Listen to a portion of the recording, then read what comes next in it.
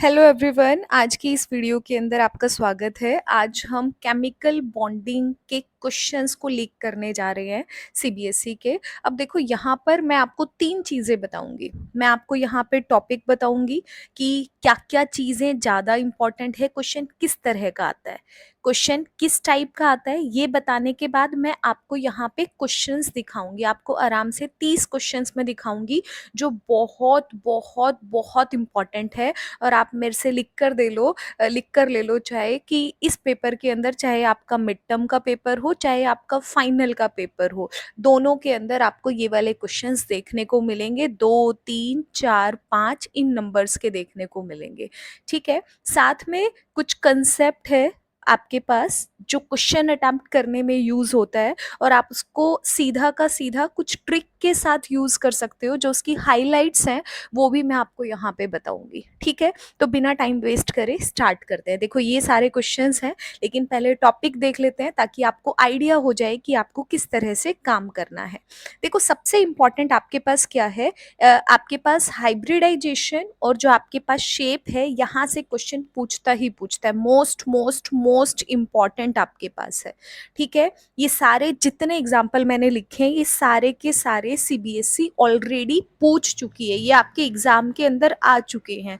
तो उसके मैंने यहाँ पे एग्जाम्पल आपको दिए हैं, आप फिर से प्रैक्टिस कर सकते हो। जैसे आपके पास CH4 है, अमोनिया आपके पास है, SiF4 है, NH3 नेगेटिव नाइट्रेट है, कार्बोनेट है, XCF2 आपके पास है, फॉस्फेट है, XCF4 है, XCO2 आपके पास है। तो इनकी हाइब्रिडाइजेशन कैसे निकालते हैं और शेप कैसे निकालते हैं वेस्पर थ्योरी के अकॉर्डिंग, ये हम देखेंगे।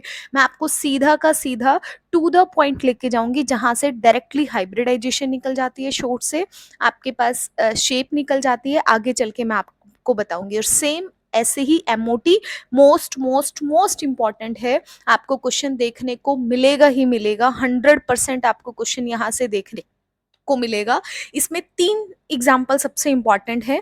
एक आपके पास N2O2 F2, अगर ये तीन आपने अच्छे से कर लिए ना, एमओटी में फिर आप कहीं फेल नहीं होते हो। ठीक है, और साथ में जितना जैसे O2 पूछता है, उसके जो आयनिक आपके पास आयंस हैं, उनकी भी आपसे यहाँ पे क्वेश्चंस पूछे जाते हैं, डायग्राम बनवाता है। तो O2 पॉजिटिव है, O2 है, O2 नेगेटिव आपके पास है, तो इनकी भी आपको प्रैक्टिस करनी है। इवन चाहो तो इसको आप डायरेक्टली याद भी कर सकते हो। ठीक है, डायरेक्टली आप इसके बॉन्ड ऑर्डर को याद भी कर सकते हो। तो यहाँ से तीन क्वेश्चन आते हैं। ठीक है, एक क्वेश्चन कभी कभी आता है डायग्राम बनाने के लिए भी। आपको पता है, नीचे बॉन्डिंग का है, ऊपर आपके पास एंटी बॉन्डिंग, इस तरह से करके आपको डायग्राम बनाना होता है।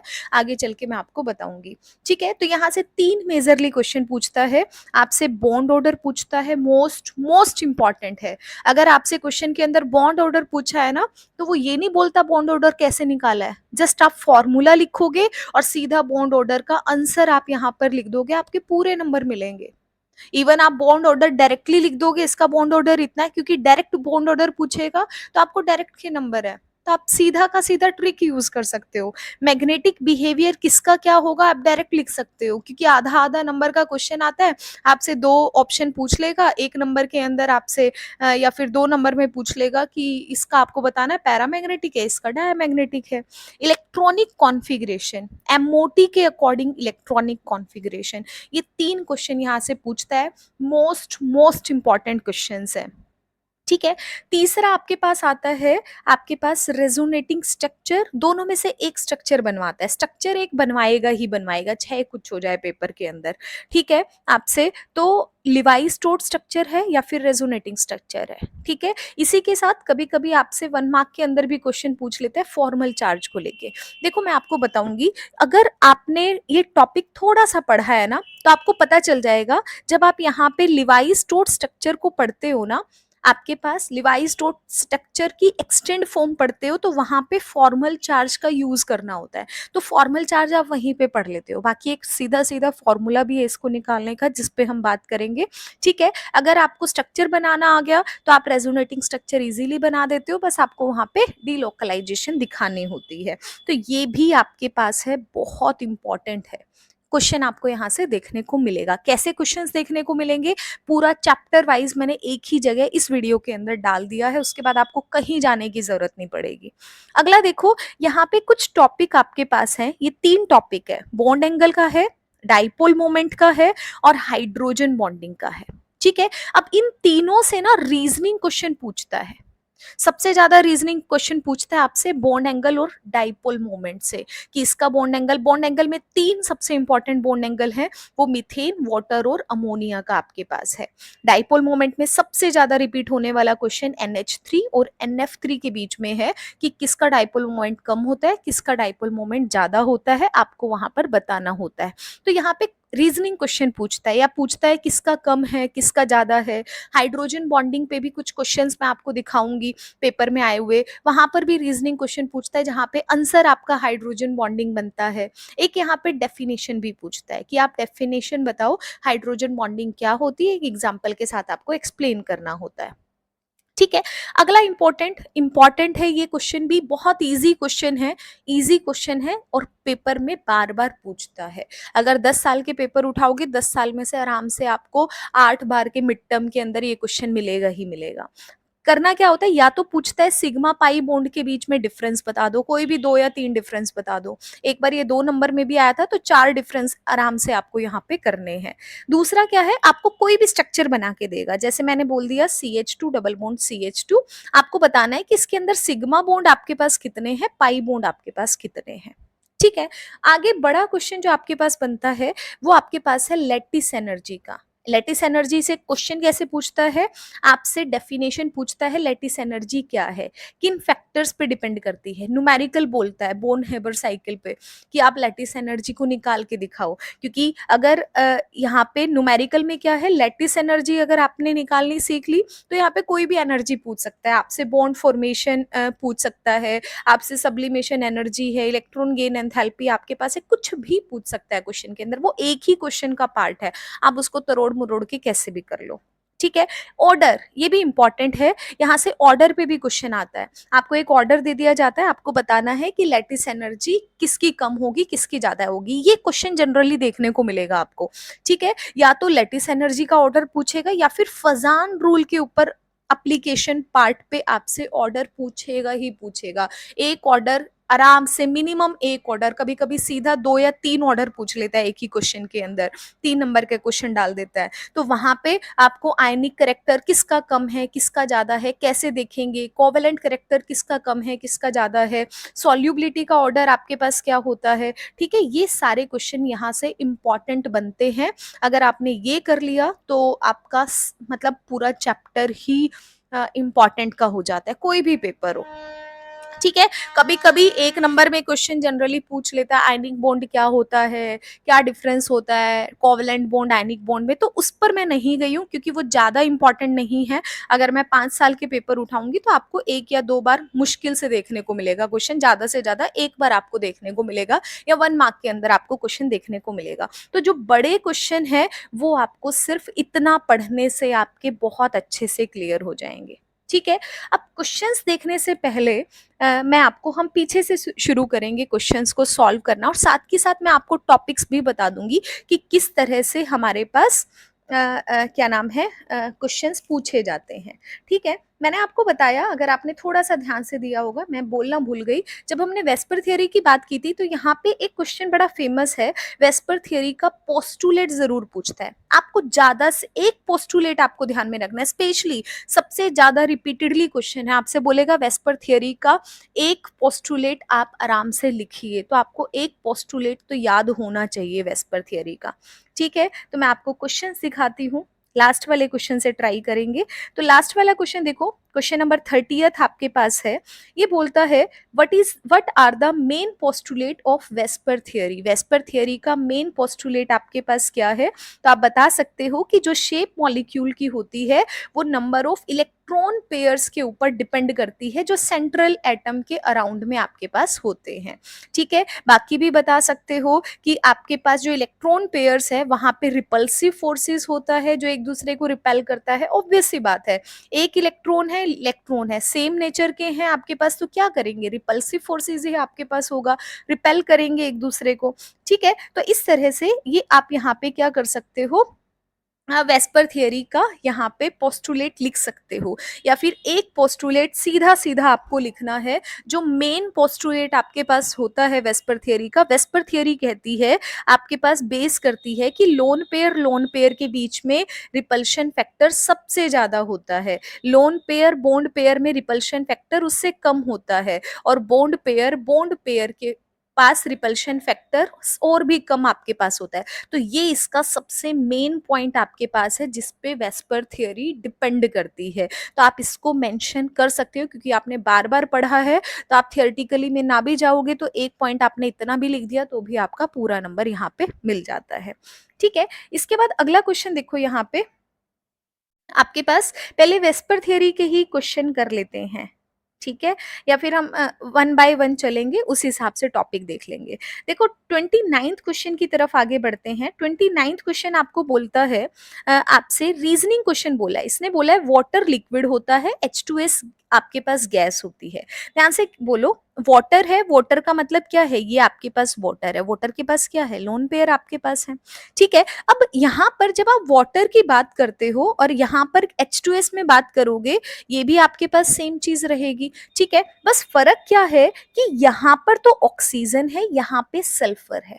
और आपको पता है जब आप हाइड्रोजन बॉन्ड की बात करते हो तो हाइड्रोजन जो आपके पास हाइड्रोजन बॉन्डिंग बनाता है वो सिर्फ 3 के साथ पॉसिबल है, ऑक्सीजन के साथ, फ्लोरीन के साथ या फिर नाइट्रोजन के साथ, उसके सिवाय हाइड्रोजन बॉन्डिंग नहीं बनाता। तो जब हम वाटर के मॉलिक्यूल लेते हैं तो वाटर के मॉलिक्यूल क्या करते हैं, आपस में हाइड्रोजन बॉन्डिंग को शो करते हैं, हाइड्रोजन बॉन्डिंग को शो करते हैं। इसी वजह से आपके पास ये लिक्विड में होता है, क्योंकि हाइड्रोजन बॉन्डिंग स्ट्रॉन्ग रहती है तो मॉलिक्यूल पास पास में रहेंगे, तो वाटर जो होता है वो लिक्विड की तरह बिहेव करेगा, और जो आपके पास H2S है वो क्या होती है, गैस आपके पास होती है। इस तरह से आपको यहाँ पे आंसर करना था। सेम वे से आपके पास अगला क्वेश्चन है, NH3 का बॉइलिंग पॉइंट है वो pH3 से ज्यादा होता है, बहुत फेमस क्वेश्चन है, बार बार पूछा है। अब देखो वही NH3 आपके पास है, यहाँ पे pH3 है। आपको पता है NH3 में आपके पास हाइड्रोजन और आपके पास क्या है, अमोनिया आपके पास है, तो यहाँ पे हाइड्रोजन और नाइट्रोजन के बीच में बॉन्ड बनेगा। आप यहाँ पे स्ट्रक्चर बना सकते हो अमोनिया का। ठीक है, दूसरा अमोनिया का मॉलिक्यूल यहाँ पे लो, आपके पास हाइड्रोजन हाइड्रोजन, एक हाइड्रोजन, तो यहाँ पे क्या है, नाइट्रोजन और हाइड्रोजन के बीच में क्या बनेगा, बॉन्ड बेसिकली आपके पास बनेगा।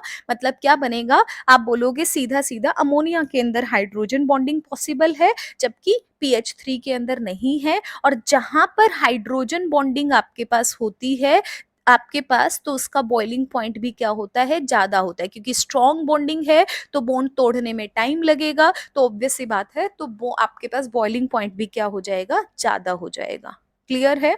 इसके बाद अगला क्वेश्चन देखो, अगला क्वेश्चन आपके पास है, draw diagram showing the formation of a double bond and a triple bond between the carbon atom in C2H4 and C2H2 molecule. देखो C2H2 आपको बनाना है, और आपको ऑर्बिटल डायग्राम बेसिकली आप बना सकते हो, यहाँ पे दोनों मैंने यहाँ पे अच्छे से दिखा भी रखा है आपको। देखो अगर मैंने C2H2 की बात करी, ये C2H2 आपके पास है, ये C2H4 आपके पास है। C2H2 का मतलब क्या है कि आपके पास पहले नॉर्मल बॉन्ड बनाओ। C2H2 का मतलब है दो कार्बन है, दोनों के पास क्या है, एक एक हाइड्रोजन है। इसका मतलब क्या है, बीच में क्या बनेगा, ट्रिपल बॉन्ड बनेगा। ये क्या है, sp हाइब्रिडाइज्ड आपके पास है। तो ऑब्वियस सी बात है कि ये वाला बीच वाला क्या है, आपके पास सिग्मा बॉन्ड है, ऊपर वाला पाई है, नीचे वाला भी क्या है, पाई क्लाउड है। तो आपके पास क्या हो जाएगा, ये है, इधर आपने क्या दिखाया, पाई क्लाउड को दिखा दिया, नीचे पाई क्लाउड को दिखा दिया, इस तरह से आपने डायग्राम को बना दिया।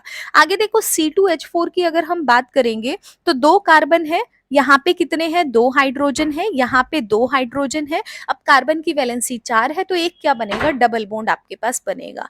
ठीक है, तो यहाँ पे क्या है, सिग्मा बॉन्ड है, पाई बॉन्ड है, बेसिकली यहाँ पे पूरा खोल के दिखाया हुआ है। ये वाला कार्बन आपके पास है, बीच वाला जिस पे मैंने पॉइंट किया है, ठीक है। ये कार्बन के ऑर्बिटल दिखा रखे हैं, ये हाइड्रोजन के साथ 4 बॉन्ड बना रहा है आपके पास, ये हाइड्रोजन के साथ 4 बॉन्ड बना रहा है। बीच में क्या है आपके पास, इस वाले जो एम्प्टी ऑर्बिटल है यहाँ से पाई बॉन्ड की ओवरलैपिंग आपको करके दिखा रखी है, ठीक है। तो यहाँ पर इस तरह से आपके पास क्या बनेगा, स्ट्रक्चर बन जाएगा।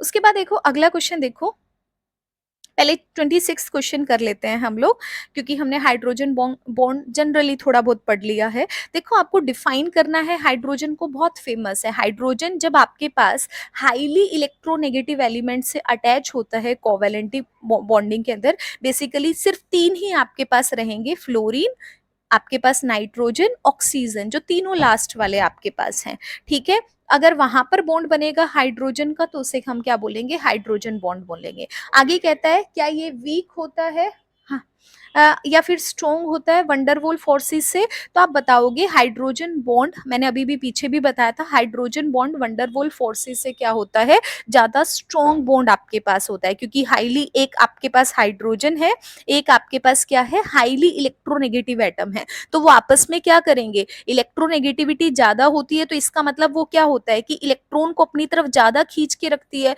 तो बॉन्ड कैसा बनता है, यहाँ पे स्ट्रॉन्ग बॉन्ड बनता है। तो आप बोलोगे वंडरवॉल फोर्सेस से ज्यादा स्ट्रॉन्ग बॉन्ड हाइड्रोजन का होता है। तो हाइड्रोजन का टॉपिक बेसिकली यहाँ पे पूरा हो जाता है। हाइड्रोजन के ऊपर बेस इसी तरह के क्वेश्चंस आपको देखने को मिलते हैं, ठीक है।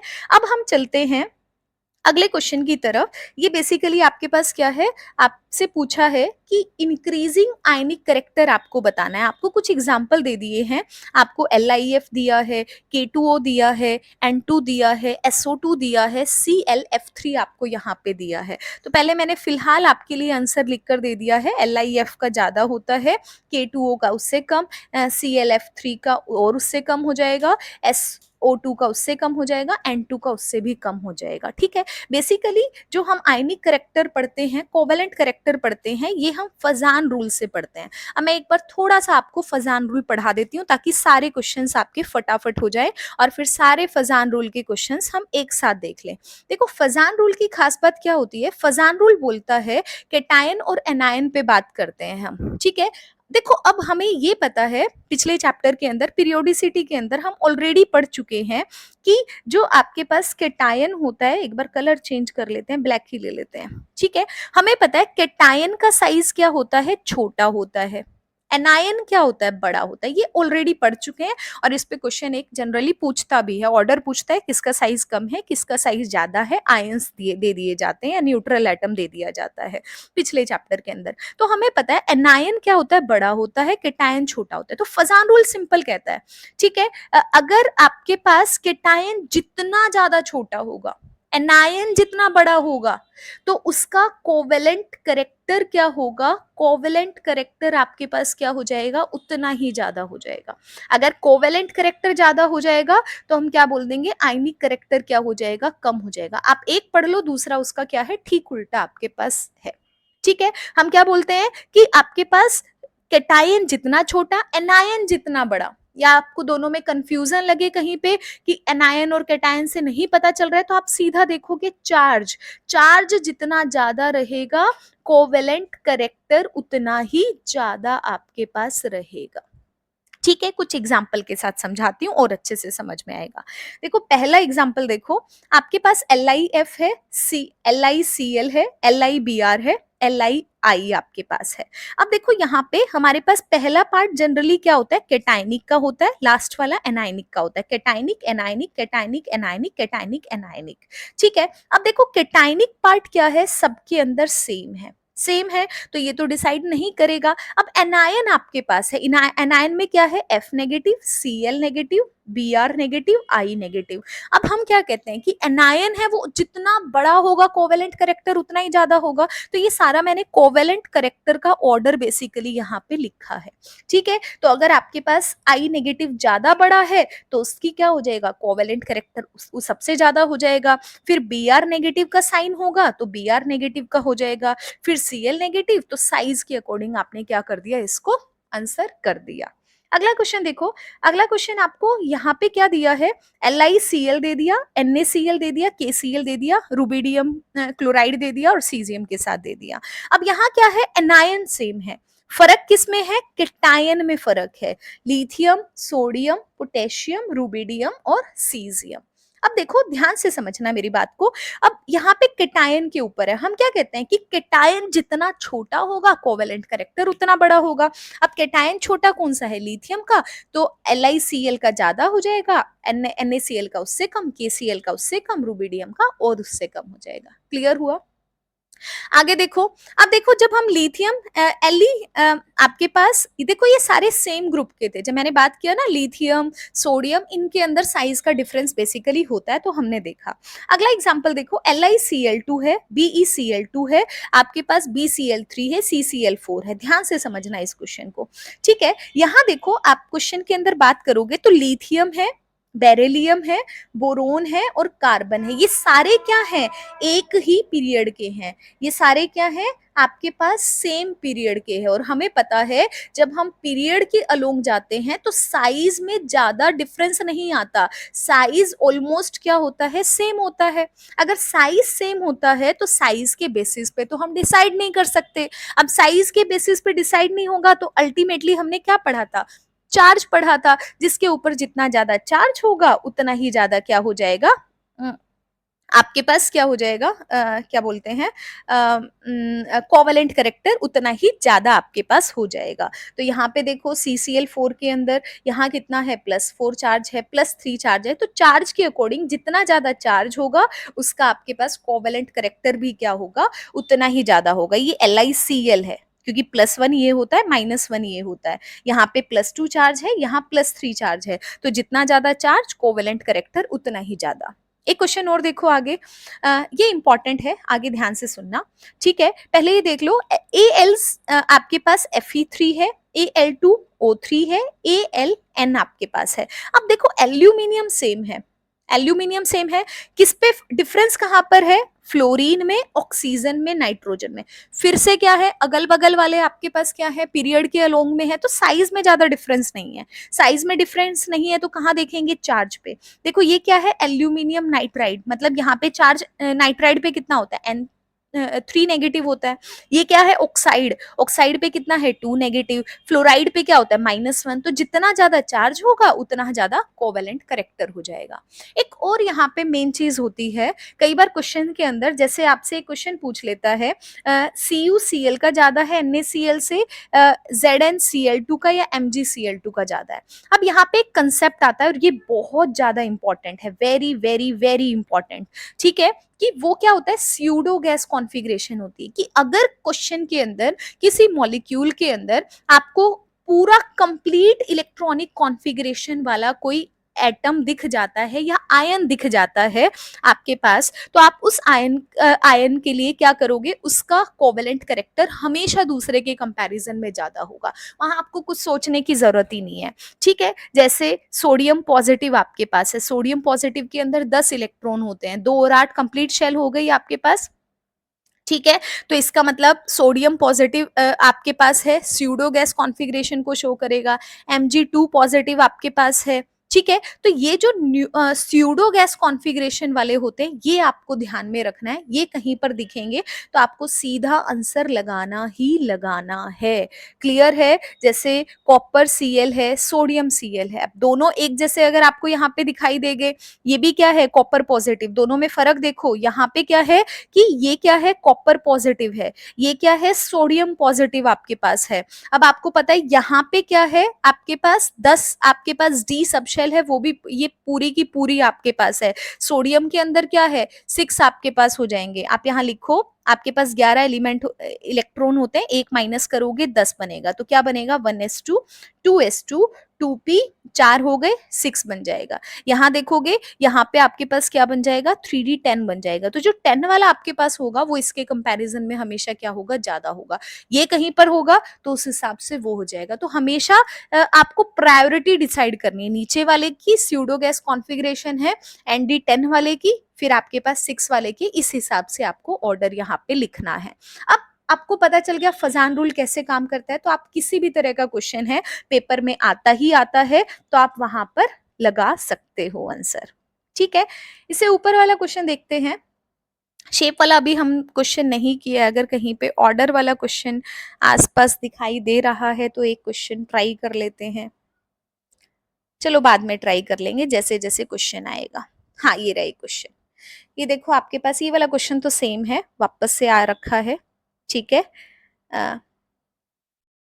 अगर आपके पास कहीं पे कोवेलेंट करेक्टर अगर आप उल्टा नहीं कर पाते हो, तो आयनिक करेक्टर जो आपके पास होता है उसका सिंपल सा फंडा आपके पास होता है कि जो आयनिक करेक्टर आपके पास होता है, आपको एक सिंपल सा काम करना होता है कि आयनिक करेक्टर होता है वो इलेक्ट्रोनेगेटिविटी के डिफरेंस पे काम करता है। जितना ज्यादा डिफरेंस होगा, इवन एक जगह पे लिख लो, ठीक है, मैं यहाँ पे एक पॉइंट दोनों साथ के साथ बता देती हूँ। आयनिक करेक्टर जो आपके पास है और जो सॉल्युबिलिटी है वो दोनों एक ही तरह काम करेंगे।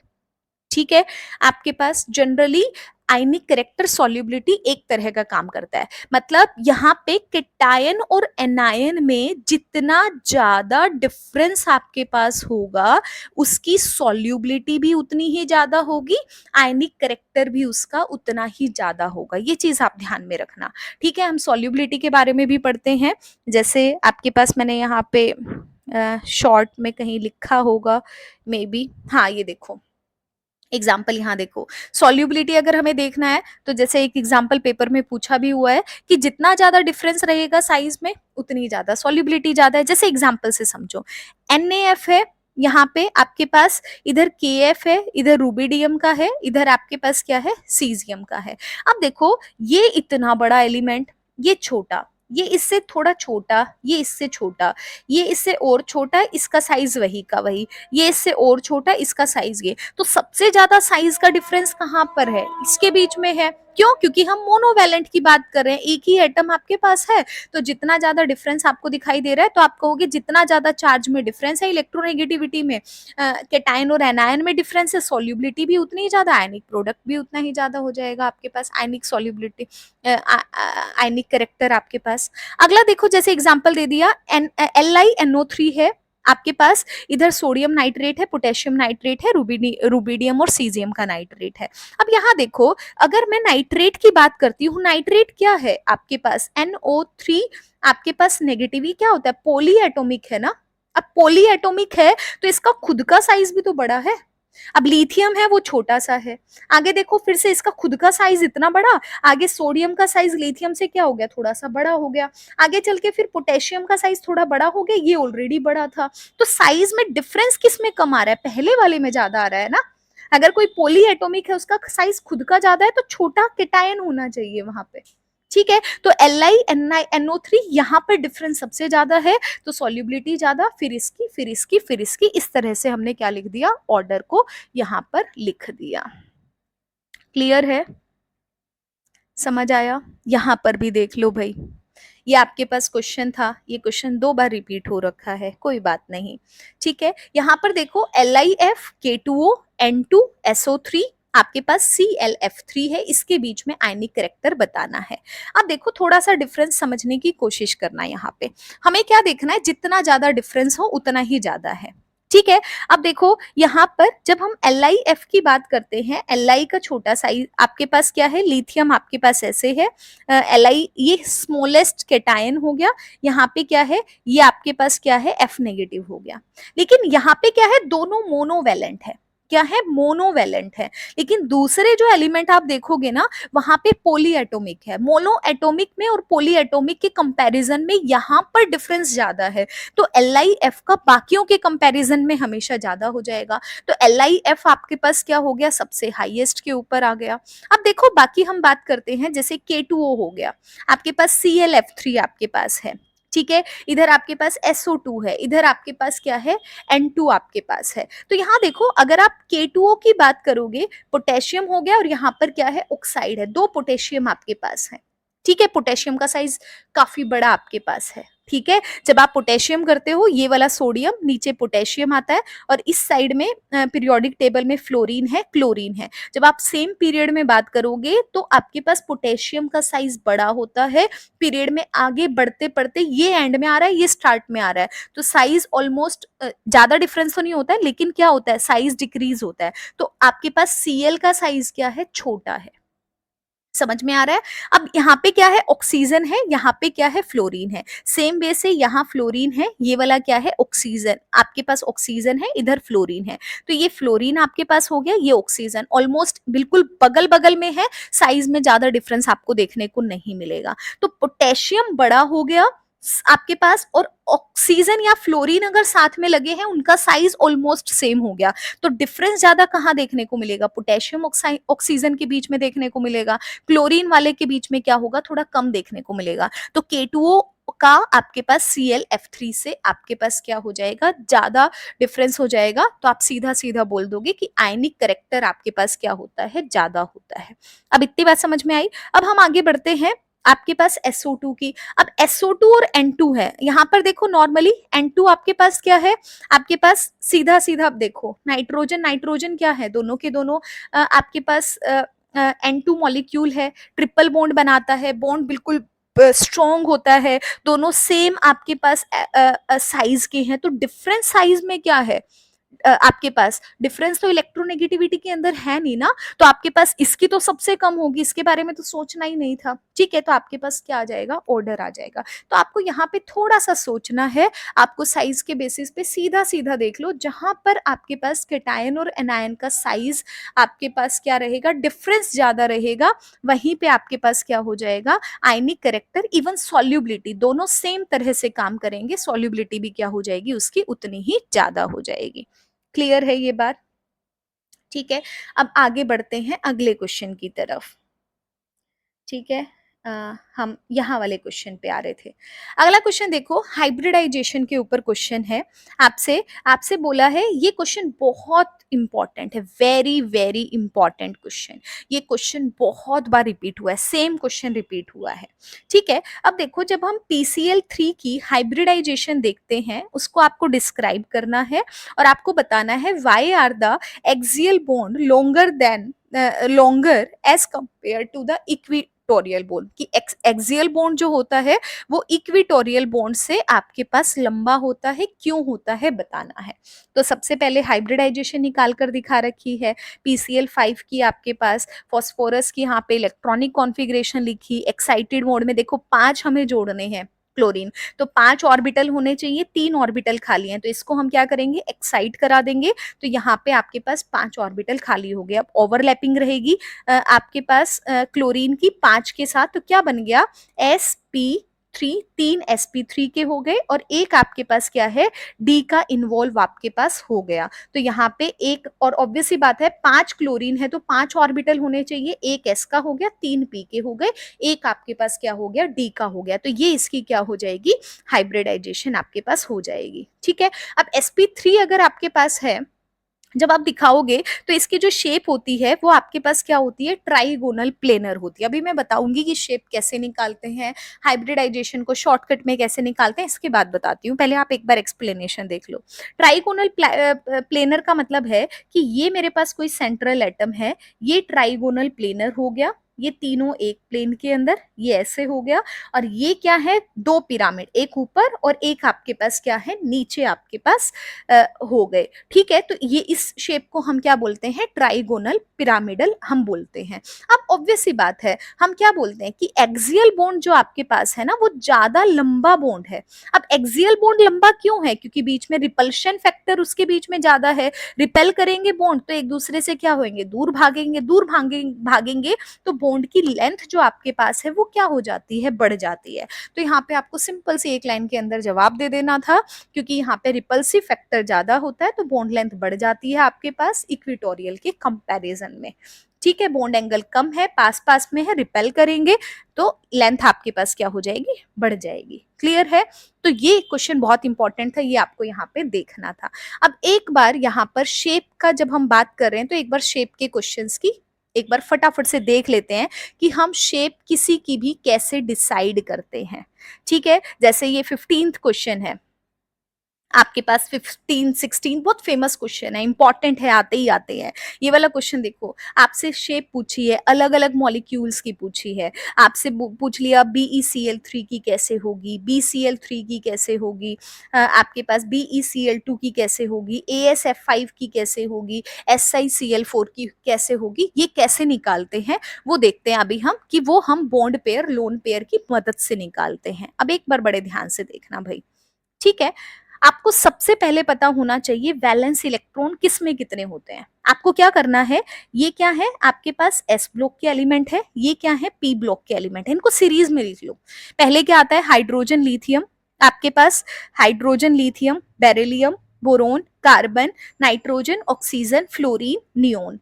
हीलियम 2 इलेक्ट्रॉन है तो इसकी वैलेंस, आपके पास वैलेंस इलेक्ट्रॉन 2 ही रहेंगे, लेकिन बाकी जितने नोबल गैस हैं उसके अंदर 8 रहेंगे। अब ये सेम ग्रुप में जाओगे ना, ऑक्सीजन के नीचे सल्फर आएगा तो सल्फर में भी जो ऑक्सीजन में रहेगा वही वैलेंस इलेक्ट्रॉन होंगे, तो सेम ग्रुप के अंदर वैलेंस इलेक्ट्रॉन आपके पास सेम रहेंगे। तो सिंपल सी बात है, 1 2 3 4 5 6 7 8 आपको ऐसे का ऐसे लिख लेना है।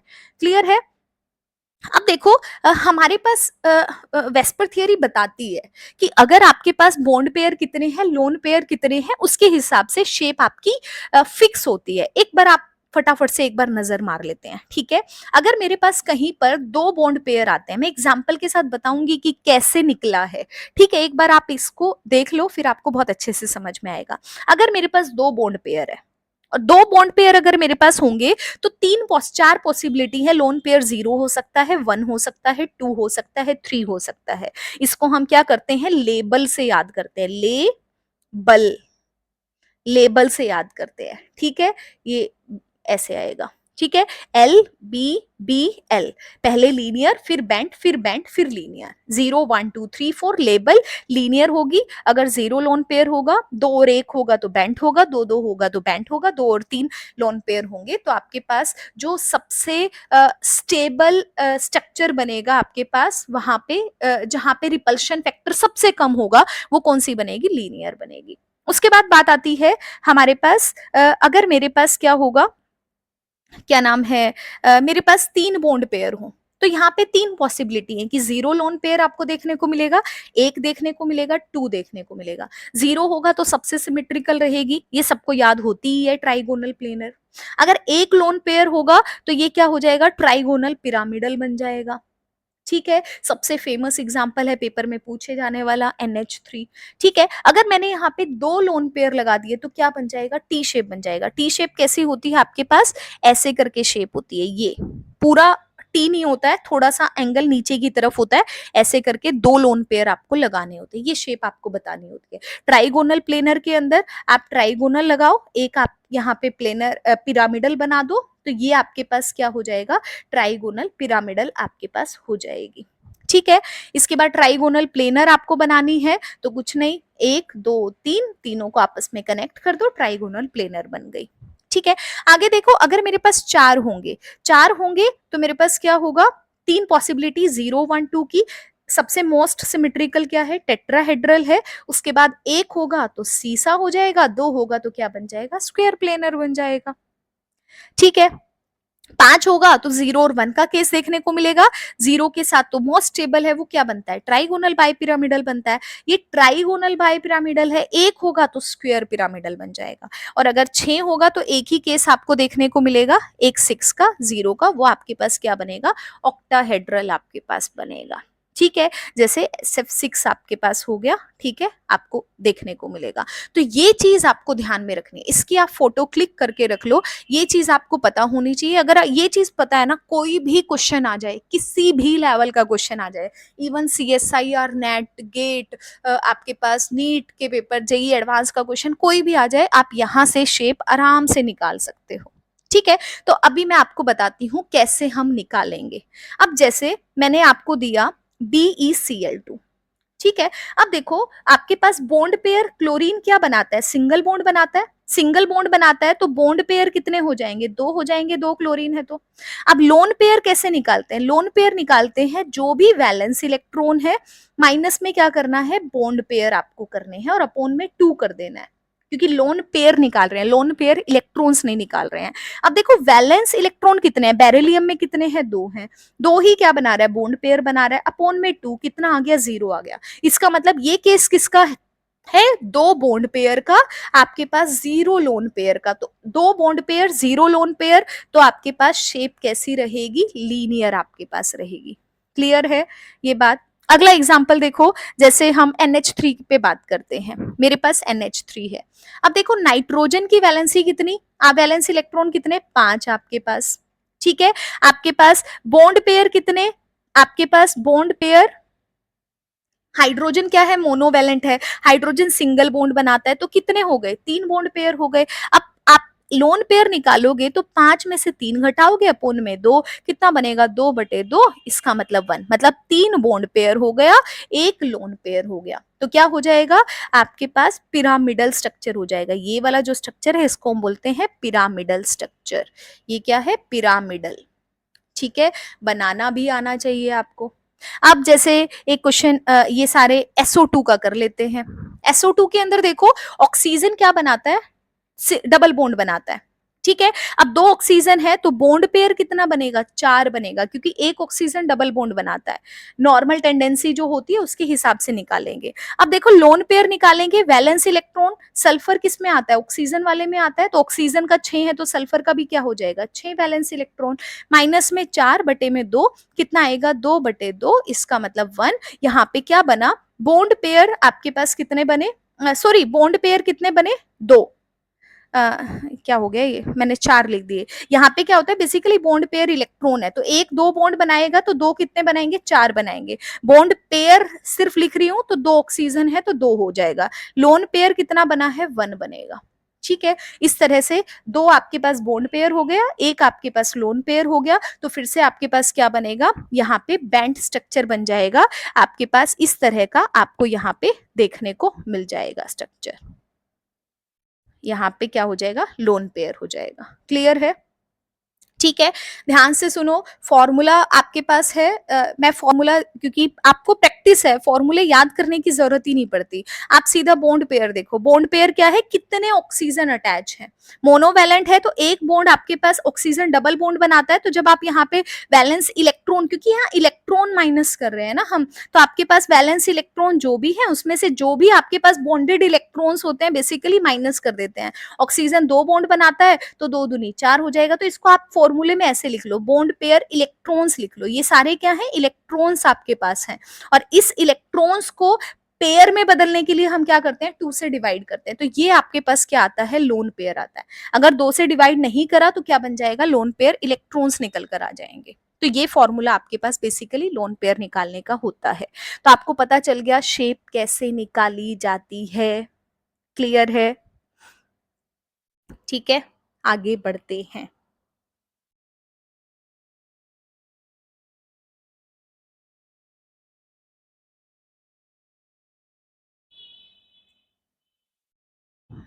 कहाँ गए, क्वेश्चंस की तरफ बढ़ेंगे और फटाफट से करते करते इस वीडियो को देखने के बाद आपके हर तरह के क्वेश्चन हो जाएंगे भाई, आपको घबराने की जरूरत ही नहीं है। यहाँ तक हो गया था हमारा शायद। अच्छा पहले शेप शेप वाले क्वेश्चन कर लेते हैं एक बार। ठीक है, ये वाला देखो, आपके पास क्या है, BeCl2 है, फटाफट से देखो, 2 - 2/2 कितना आ जाएगा, 0 लोन पेयर, तो 2 और 0 बनेगा तो क्या बन जाएगा, लीनियर बन जाएगा। जल्दी जल्दी हो जाएंगे। बोरोन का आपके पास कितना होता है, बोरोन किसके बाद आता है, यहाँ पे हाइड्रोजन लिथियम आता है, बेरिलियम आता है, फिर बोरोन आता है, तो बोरोन का 3 होता है। तो आप क्या करोगे, 3 माइनस में एक, क्लोरीन पे एक इलेक्ट्रॉन, 3 पे कितने इलेक्ट्रॉन, 3 अपॉन में 2 कितना बनेगा, 0, तो कितना बन गया, 3 और 0 बन गया, इसका मतलब ट्राइगोनल प्लेनर हो गया। इसी तरह से आपको सारे क्वेश्चंस करने हैं। ठीक है, इसके बाद देखो अगला क्वेश्चन, इसने बोला है ऑल दो geometry of NH3 and water have the distorted tetrahedral bond angle in water is less than that of the ammonia. देखो ये भी शेप का ही फंडा है। अब मैं तुम्हें एक चीज बताती हूँ, हम क्या पढ़ते थे, स्ट्रक्चर पढ़ते थे, मतलब हम क्या पढ़ते हैं, एक तो ज्योमेट्री वर्ड बोलते हैं और एक हम शेप बोलते हैं। अब दोनों में फर्क क्या होता है? अगर मैंने किसी के अंदर, आपके पास बॉन्ड पेयर है, वो कुछ ना कुछ हो गई, लोन पेयर आपके पास कितने हैं, 0 है, तो उसकी ज्योमेट्री और शेप एक जैसी होगी, क्योंकि जो ज्योमेट्री होती है उसमें बॉन्ड पेयर और लोन पेयर दोनों को काउंट किया जाता है। और जब हम शेप की बात करते हैं तो हम सिर्फ और सिर्फ बॉन्ड पेयर को काउंट करते हैं, क्योंकि शेप क्या होती है, वो डिस्टॉर्टेड ज्योमेट्री होती है बेसिकली, क्योंकि यहाँ पे आपके पास लोन पेयर इन्वॉल्व हो जाते हैं। और वेस्पर थियरी बोलती है लोन पेयर के बीच में रिपल्शन ज्यादा होता है, लोन पेयर बॉन्ड पेयर के बीच में रिपल्शन आता है, फिर बॉन्ड पेयर के बीच में आता है, तो रिपल्शन फैक्टर ज्यादा हो जाता है। तो जो वो सिमिट्री थी ना ज्योमेट्री की, वो क्या होती है, डिस्टोर्ड हो जाती है, तो उसको हम क्या बोलते हैं, शेप बोलते हैं। तो इसने बोला है कि आपके पास ज्योमेट्री NH3 और वाटर की टेट्राहेड्रल है, डिस्टॉर्टेड। तो आप इसको ये मत समझना कि आपने गलत पढ़ा है। वाटर क्या है, ये वाटर आपके पास है, वाटर की हम क्या बनाते हैं, वाटर के अंदर देखो 6 आपके पास है, 6 में से आपने 2 हाइड्रोजन के घटाए, अपोन में 2 किए, कितना बनेगा, 4/2, कितना बना, 2 लोन पेयर आ गया, तो आपने क्या दिखा दिया, लोन पेयर दिखा दिए। तो ये क्या हो गई, शेप हो गई। शेप कब होगी, जब मैंने यहाँ पे क्या किया, आपके पास ये मान लो, एक बार थोड़ा सा कर लेते हैं, अगर मैंने इसको यहां से हटा दिया, ठीक है, अगर मैंने इसको काउंट नहीं किया, ये इसको छोड़ दो, इसको काउंट नहीं किया, सिर्फ इसको काउंट किया, तो आपके पास क्या बन गई, शेप बन गई। और लोन पेयर के साथ काउंट किया तो देखो टोटल कितना बन रहा है, 4 बन रहा है ना, 1 2 3 4, और 4 से क्या बनता है, टेट्राहेड्रल बनता है। अब क्योंकि यहाँ पे रिपल्शन फैक्टर है तो हम उसे क्या बोल रहे हैं, डिस्टॉर्टेड टेट्राहेड्रल बोल रहे हैं। अब ये कहता है कि वाटर का जो बॉन्ड एंगल है ना, वो अमोनिया के कंपैरिजन में कम है, वो बताना है। अब अमोनिया का शेप बनाओ, अमोनिया का क्या होता है, पिरामिडल आपके पास होता है, ठीक है। अब यहां देखो, क्यों आपके पास बॉन्ड एंगल, आपके पास वो है, यहां देखो 2 लोन पेयर है, हमें पता है लोन पेयर के बीच में रिपल्शन फैक्टर ज्यादा है, तो यहां रिपल्शन इतनी ज्यादा होगी आपके पास, यहां रिपल्शन इतनी ज्यादा होगी आपके पास, तो यहाँ पे क्या होगा, ये बॉन्ड एंगल क्या हो जाता है, कम हो जाता है। समझ में आया, यहाँ पे आपके पास रिपल्शन फैक्टर ज्यादा होगा, पहले लोन पेयर के बीच में, फिर लोन पेयर बॉन्ड पेयर के बीच में, तो ये दोनों हाइड्रोजन है, वो क्या आ जाते हैं, एक दूसरे के पास में आ जाते हैं, तो बॉन्ड एंगल क्या हो जाता है, कम हो जाता है। बेसिकली बॉन्ड एंगल को हम शेप के हिसाब से ही बताते हैं, और जो बेसिक आपके पास वेस्पर थियरी जिस प्रिंसिपल के ऊपर काम करती है, लोन पेयर रिपल्शन फैक्टर के ऊपर, उसी से एक्सप्लेन करते हैं। अब यहाँ देखो अमोनिया के अंदर सिर्फ एक लोन पेयर है, तो यहाँ repulsion lone pair bond pair, lone pair bond pair, lone pair bond pair के बीच में रहेगी, ठीक है। तो इसके कंपैरिजन में रिपल्शन फैक्टर क्या है, कम है, तो यहाँ पे बॉन्ड एंगल क्या होगा, ये धकेलेगा तो सही, लेकिन क्या होगा, कम धकेलेगा, तो बॉन्ड एंगल उसके कंपैरिजन में क्या रहेगा, ज्यादा रहेगा। तो यही चीज आपको क्या करना था, एक्सप्लेन करना था। क्लियर हो गया, ठीक है। मेरे ख्याल से ये वाले सारे क्वेश्चंस आपके पास हो जाएंगे।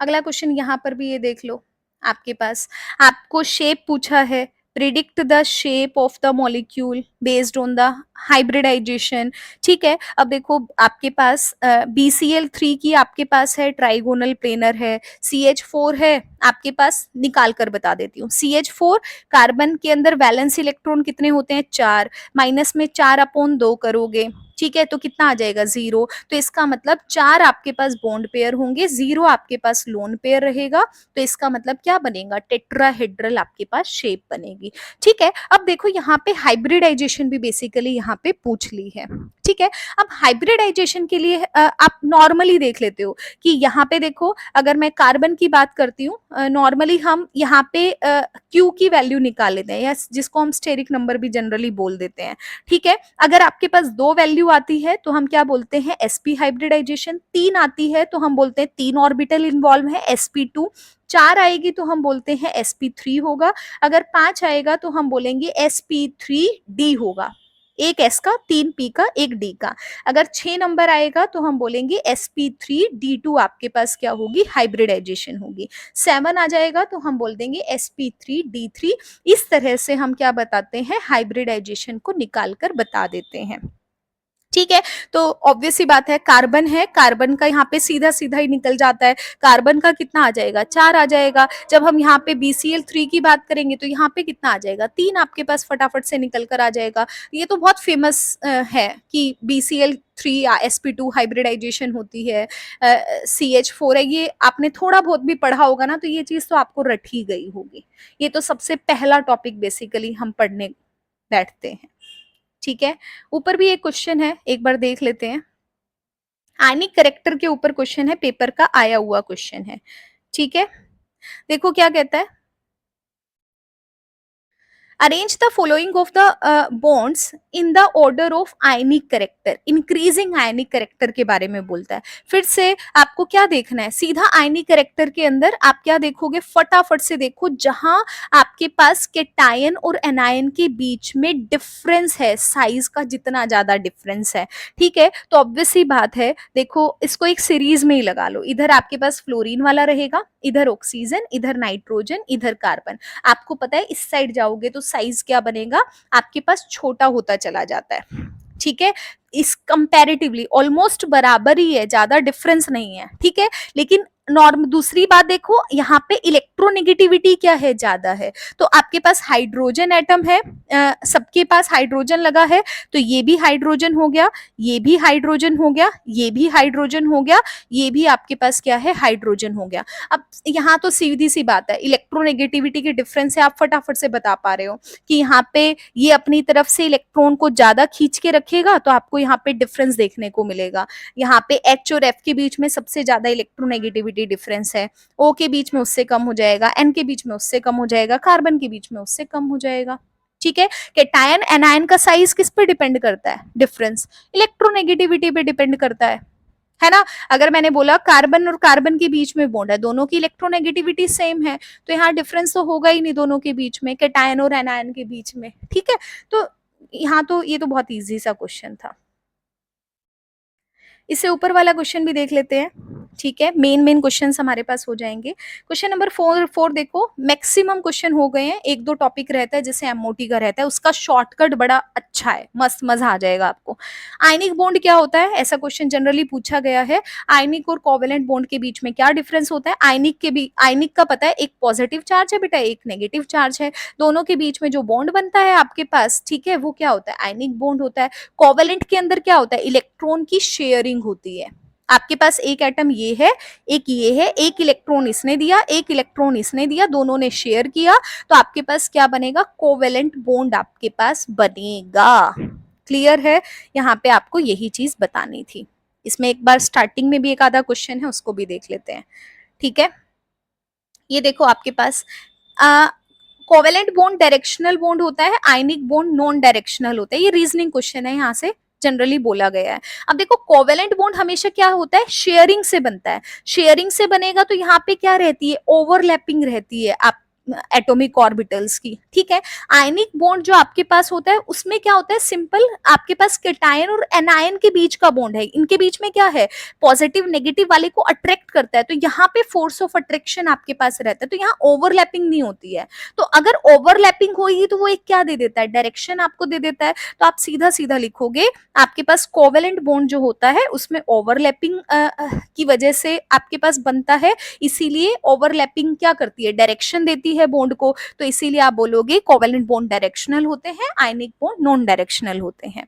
ये वाला क्वेश्चन हमने कर लिया था। वाटर बैंड स्ट्रक्चर होता है, CO2 का लीनियर होता है। आप बनाकर दिखा दो, आपके पास अभी मैंने आपको बता ही दिया है वाटर का कैसे बताएंगे। CO2 आप चाहो तो शेप के अकॉर्डिंग बता दो कि यहाँ 2 बॉन्ड पेयर है, आपके पास 2 लोन पेयर है, क्या बनेगा आपके पास, बैंड बनेगा। यहाँ पे क्या है, आपके पास लीनियर बनेगा। आप बनाकर दिखाओ, सबसे इजी है। आप ऐसे एक्सप्लेन कर सकते हो, या फिर आप हाइब्रिडाइजेशन के बेसिस पर भी एक्सप्लेन कर सकते हो। आप बता सकते हो वाटर आपके पास है, उसमें sp3 हाइब्रिडाइजेशन आपके पास हो जाएगी।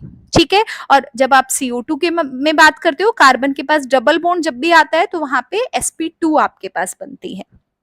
इथाइन देखो, इथाइन का मतलब क्या है, कार्बन, ट्रिपल बॉन्ड कार्बन। ये क्या है, ट्रिपल बॉन्ड जब भी आता है तो वहां पे क्या है, sp हाइब्रिडाइजेशन आपके पास है। तो यहाँ पे दोनों के दोनों कार्बन है वो क्या है, sp हाइब्रिडाइजेशन आपके पास है, 180 डिग्री के एंगल के ऊपर है, इसीलिए क्या रहेंगे, लीनियर आपके पास रहेंगे। ठीक है, तो ये क्वेश्चन आपका हो जाएगा। अब क्वेश्चंस करते हैं, अब ज्यादातर क्वेश्चन आपके पास रह गए एमओटी के ऊपर। एक बार एमओटी की ट्रिक देखते हैं, आपको बिल्कुल मजा आ जाएगा। और एक क्वेश्चन हमारे पास रह गया यहाँ पे लिवाइस वाला। ठीक है, एक क्वेश्चन और डाइपोल मोमेंट का भी थोड़े बहुत क्वेश्चन रहते हैं। ये वाला क्वेश्चन भी देख लो एक बार, ये जो हाइब्रिडाइजेशन वाले हैं वो कंप्लीट कर लेते हैं। ठीक है, ये वाला क्वेश्चन बड़ा फेमस है, यहाँ से दो क्वेश्चन पेपर में बार बार पूछे गए हैं। यहाँ पे एक आपको लेफ्ट हैंड साइड दे दिया, एक राइट हैंड साइड दे दिया। ये बोलता है कि is there any change in the boron and nitrogen atom hybridization due to the following reaction. बिल्कुल चेंज हो जाता है। जब आप BF3 में बात करते हो, आपके पास इसकी हाइब्रिडाइजेशन निकालोगे, इसकी निकालोगे, तो आप देखोगे कि sp3 से sp2 के अंदर आपके पास चेंज हो रही है। आप हाइब्रिडाइजेशन निकालो, बस आपको वहीं पे आंसर निकल जाएगा। सेम नीचे वाला चेंज इन हाइब्रिडाइजेशन है, यहाँ पे भी AlCl3 की आप हाइब्रिडाइजेशन निकालो, sp2 बनेगी। AlCl4 नेगेटिव की बनाओगे तो यहाँ पे sp3 बनाएगी, तो यहाँ पे भी चेंज आपको देखने को मिलेगा। तो आप बताओगे इतने से इतने में चेंज हो रही है, वही चीज आपको यहाँ पे डिस्क्राइब करनी है। ठीक है,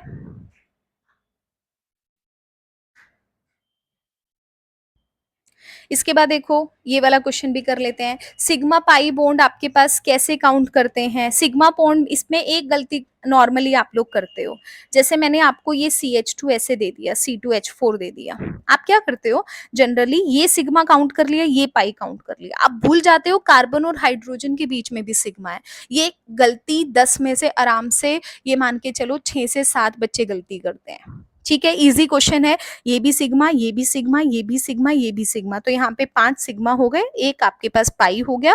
तो इस चीज को आपको ध्यान में रखना है, इसीलिए ये क्वेश्चन यहाँ पे डाला गया है। ठीक है, अब बिना टाइम वेस्ट करे हम लोग स्टार्ट करते हैं एमओटी। ठीक है, अब देखो एमओटी पे बात करते हैं।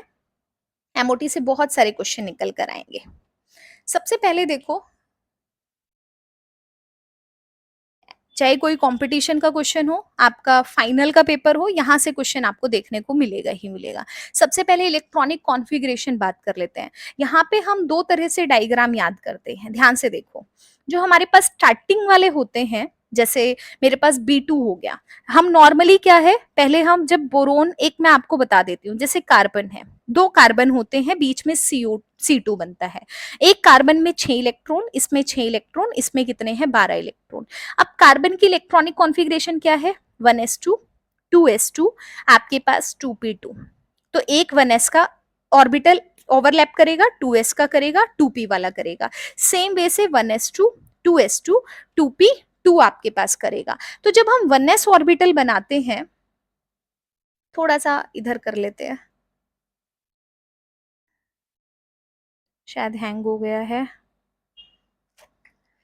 क्या हुआ, क्या हुआ तेरा वादा, ये क्या हुआ, चल पड़ा। चलो करते हैं आगे। अब देखो, जब आप नीचे वाले डायग्राम में शायद होगा तो मुझे लिखने की जरूरत नहीं पड़ेगी। हाँ, ये वाला देख लो, सीधा नाइट्रोजन वाला देख लो पहले एक बार, मेरे को बनाना नहीं पड़ेगा इसीलिए। ठीक है, यहाँ देखो नाइट्रोजन की जब हम बात करेंगे, आपके पास नाइट्रोजन के अंदर क्या है, हमें पता है कि 1s वाला होगा, 1s वाला 1s वाले के साथ कंबाइन करेगा तो एक 1s ऑर्बिटल डायग्राम बनाएगा, एक एंटी बॉन्डिंग बनाएगा। सेम वे से 2s आपके पास है, इसका भी 2s है, दोनों ओवरलैप करेंगे तो एक तो सिग्मा 2s बनाएंगे, ये बॉन्डिंग ऑर्बिटल होता है, और एक सिग्मा स्टार बनाते हैं जिसको एंटी बॉन्डिंग बोलते हैं। सेम वे से p वाले करते हैं, p वाले स्प्लिट करते हैं आपके पास। अब यही चीज हमें याद करनी होती है, इसको हम क्या बोलते हैं, नीचे वाला तो हमेशा सेम काम करेगा, जैसे ये वाला है 1s 2s वाले हमेशा ऐसे ही बनेंगे। चेंज कहाँ आता है, 2p वाले के अंदर चेंज आता है, और ये चेंज कैसे याद करना है अभी मैं आपको बताऊंगी। यहाँ देखो, जब मैं n2 की बात कर रही हूँ तो यहाँ पे देखो 2 1, पहले 2 ऑर्बिटल आए, फिर एक ऑर्बिटल आया, फिर 2 आए, फिर एक आया। 21 21 2 1 2 1 आया। लेकिन जब मैं यहाँ बात कर रही हूँ ऑक्सीजन वाले में, यहाँ पहले 1 आया, फिर 2 आया, फिर 2 आया, फिर 1 आया, लास्ट वाला सेम है, लेकिन ये पहले वाला चेंज हो गया। ठीक है, यहाँ पे 2 1 2 1 है, यहाँ पे 1 2 1 1 है। ऊपर देखो एक बार, उसके बाद कंक्लूड कर देंगे। ठीक है, यहाँ देखो B2 की बात करेंगे, B2 में क्या है, 2 1 2 1 है, इसमें भी 2 1 2 1 है, नाइट्रोजन वाले में भी क्या है, 2 1 2 1 है। तो बेसिकली हम क्या बोलते हैं, एमओटी से सीधा शॉर्टकट याद करते हैं। छोटा हो जा, वीडियो बहुत लंबी हो गई है, लेकिन आप इसको एक बार समझ लोगे ना, आपको बस फिर दिक्कत नहीं आएगी, पूरा चैप्टर आपका एक ही बारी में कंप्लीट हो जाएगा। यहाँ देखो B2 आपके पास है, आपके पास C2 है, मतलब आपको एक सिंपल सी बात समझनी है, आपको नाइट्रोजन तक चलना है। नाइट्रोजन, नाइट्रोजन के बाद ऑक्सीजन आता है, इधर फ्लोरीन, इस तरह से आएगा। नाइट्रोजन से पहले चलते हो तो आपको 2 1 2 1 को फॉलो करना है, और नाइट्रोजन के बाद चलोगे तो 1 2 2 1 को आपको फॉलो करना है। ये चीज आपको ध्यान में रखनी है, ये चीज ध्यान में रख लोगे। इलेक्ट्रॉनिक कॉन्फ़िगरेशन आप खुद से लिख सकते हो, इलेक्ट्रॉन्स को फिल करना है और इलेक्ट्रॉनिक कॉन्फ़िगरेशन आपकी लिखी जाएगी।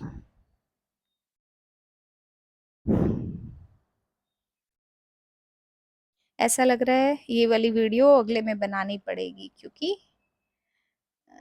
व्हाइट बोर्ड काम नहीं कर रहा। What what happened?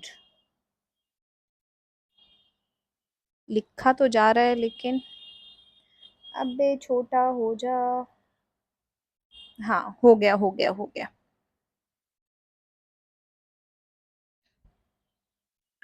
टच काम नहीं कर रहा एक्चुअली, चलो कोई बात नहीं। आगे देखो, ये आपने देख लिया सबसे मेन चीज, नाइट्रोजन से पहले, नाइट्रोजन तक वाले पे 2 1 2 1 होगी, नाइट्रोजन के बाद 1 2 1 2 होगी। ठीक है, और इसी के साथ जब आप NO के बारे में बात करोगे या CO के बारे में बात करोगे, वहां पर भी 2 1 2 1 रहेगा। ठीक है, ये चीज आपको ध्यान में रखनी है।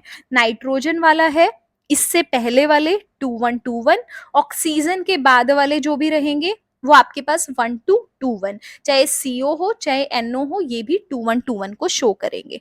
अगर आपको इलेक्ट्रॉनिक कॉन्फ़िगरेशन लिखनी है, कुछ नहीं करना, आपको नंबर ऑफ इलेक्ट्रॉन बीच वाले मॉलिक्यूल के अंदर काउंट करने हैं और उसको नीचे से भरते चले जाना है और उसको सीक्वेंस में अरेंज कर देना है। जैसे मान लिया मैंने H2 की बात करी, तो H2 के अंदर क्या है, 2 इलेक्ट्रॉन मेरे पास जाएंगे, किसमें जाएगा, सिग्मा 1s आएगा, सिग्मा 1s के अंदर 2 इलेक्ट्रॉन जाएंगे तो 2 चले जाएंगे। मान लिया मैंने यहाँ पे कार्बन की बात करी, कार्बन के अंदर 12 इलेक्ट्रॉन है, तो कैसे जाएंगे, सिग्मा 1s2 जाएगा, फिर सिग्मा स्टार 1s2 जाएगा। ठीक है, पहले आप लिख लो, इलेक्ट्रॉन्स की फीलिंग आप बाद में कर लो।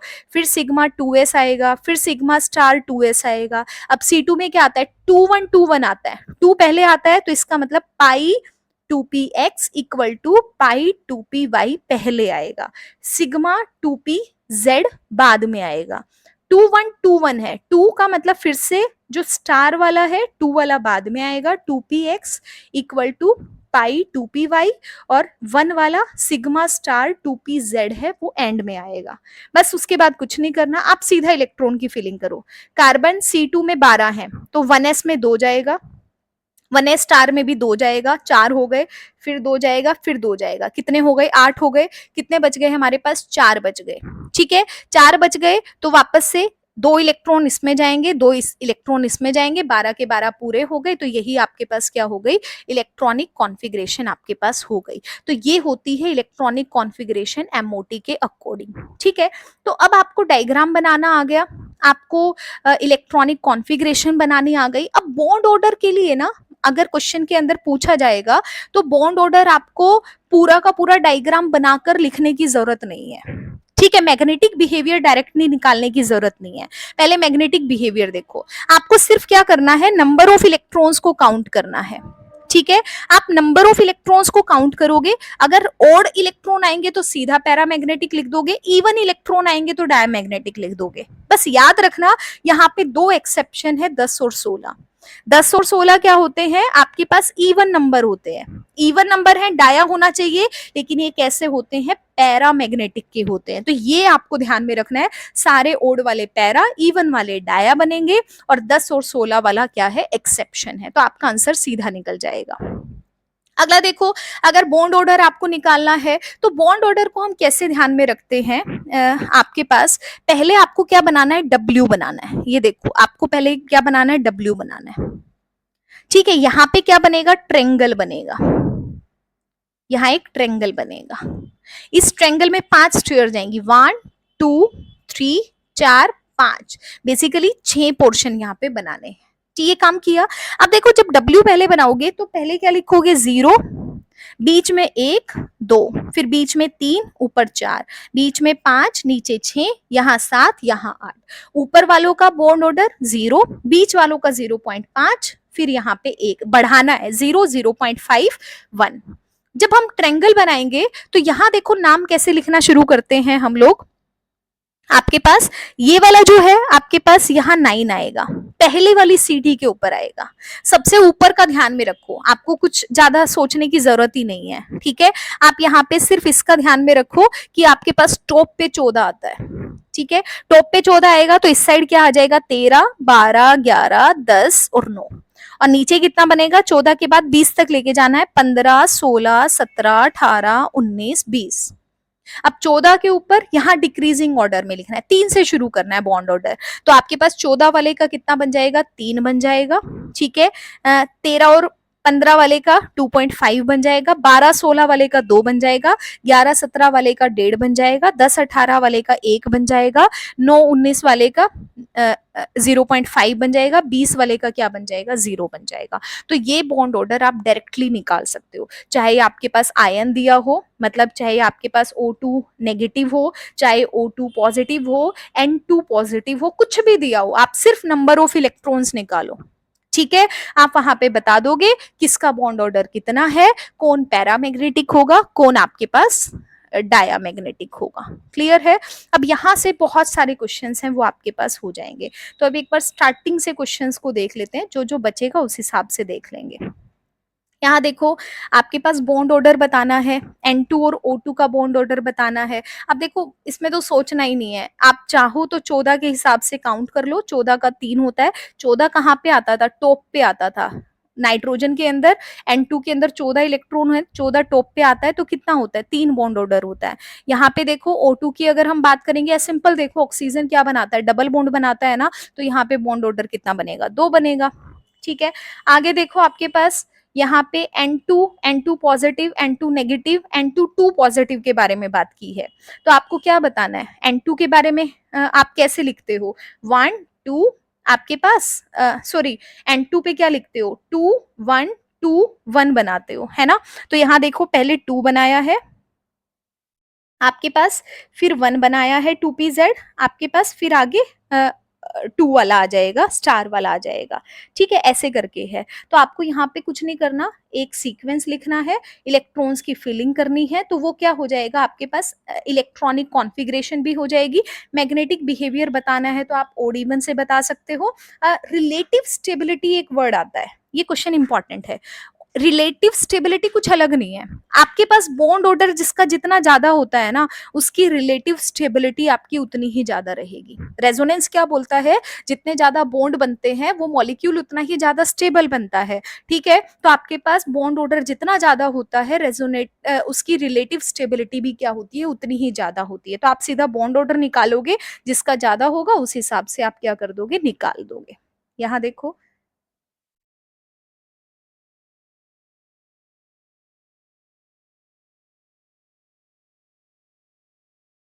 आगे बढ़ते हैं अगले क्वेश्चन की तरफ। यहाँ देखो, सबका निकाला हुआ है आपके पास। इधर देखो, अगर सेम आ जाता है आपके पास, जैसे आपके पास N2 नेगेटिव है, आपके पास N2 2 पॉजिटिव है। अगर पहली बात तो सेम वाला क्वेश्चन देता नहीं है, अगर देता है तो इसी ऑर्डर में आपको यहाँ पे लिखना होता है। क्या हो रखा है इसे,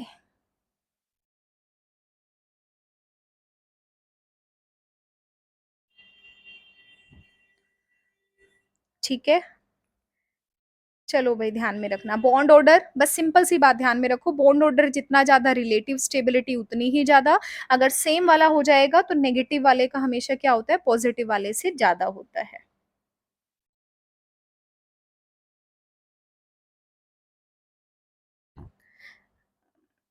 वीडियो ज्यादा ही लंबी खिंच गई है क्या?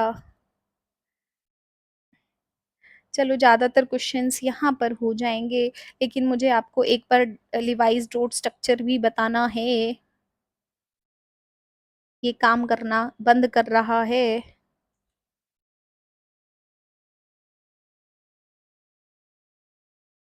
चलो अगली वीडियो के अंदर, चलो काम कर गया, काम कर गया है तो इसी में ही कंप्लीट करते हैं। क्वेश्चंस दिखाने भी तो है मुझे आपको सारे, हाँ। चलो जो सामने है क्वेश्चन वही देख लेते हैं। देखो आपको रेजोनेटिंग स्ट्रक्चर्स ड्रॉ करने हैं, आपके पास ओजोन का, नाइट्रेट का आपको बताना है। हम बता देते हैं, मैं आपको सिखाऊंगी कैसे बनाते हैं। सारे सीओ बॉन्ड हैं कार्बोनेट के अंदर सेम लेंथ के होते हैं, ठीक है, आपको बताना है। क्योंकि आपके पास जब आप CO2 आपके पास कार्बोनेट में देखोगे ना, तब आपके पास रेजोनेटिंग स्ट्रक्चर बनता है, और रेजोनेटिंग स्ट्रक्चर के अंदर पाई इलेक्ट्रॉन्स डीलोकलाइज्ड होते रहते हैं, उसकी वजह से उनका स्ट्रक्चर है वो इक्विवेलेंट नेचर का होता है, इसीलिए आप बोलोगे ऑलमोस्ट आपके पास जो उनकी सेम लेंथ है वो बराबर आपके पास बनती है रेजोनेटिंग स्ट्रक्चर की वजह से।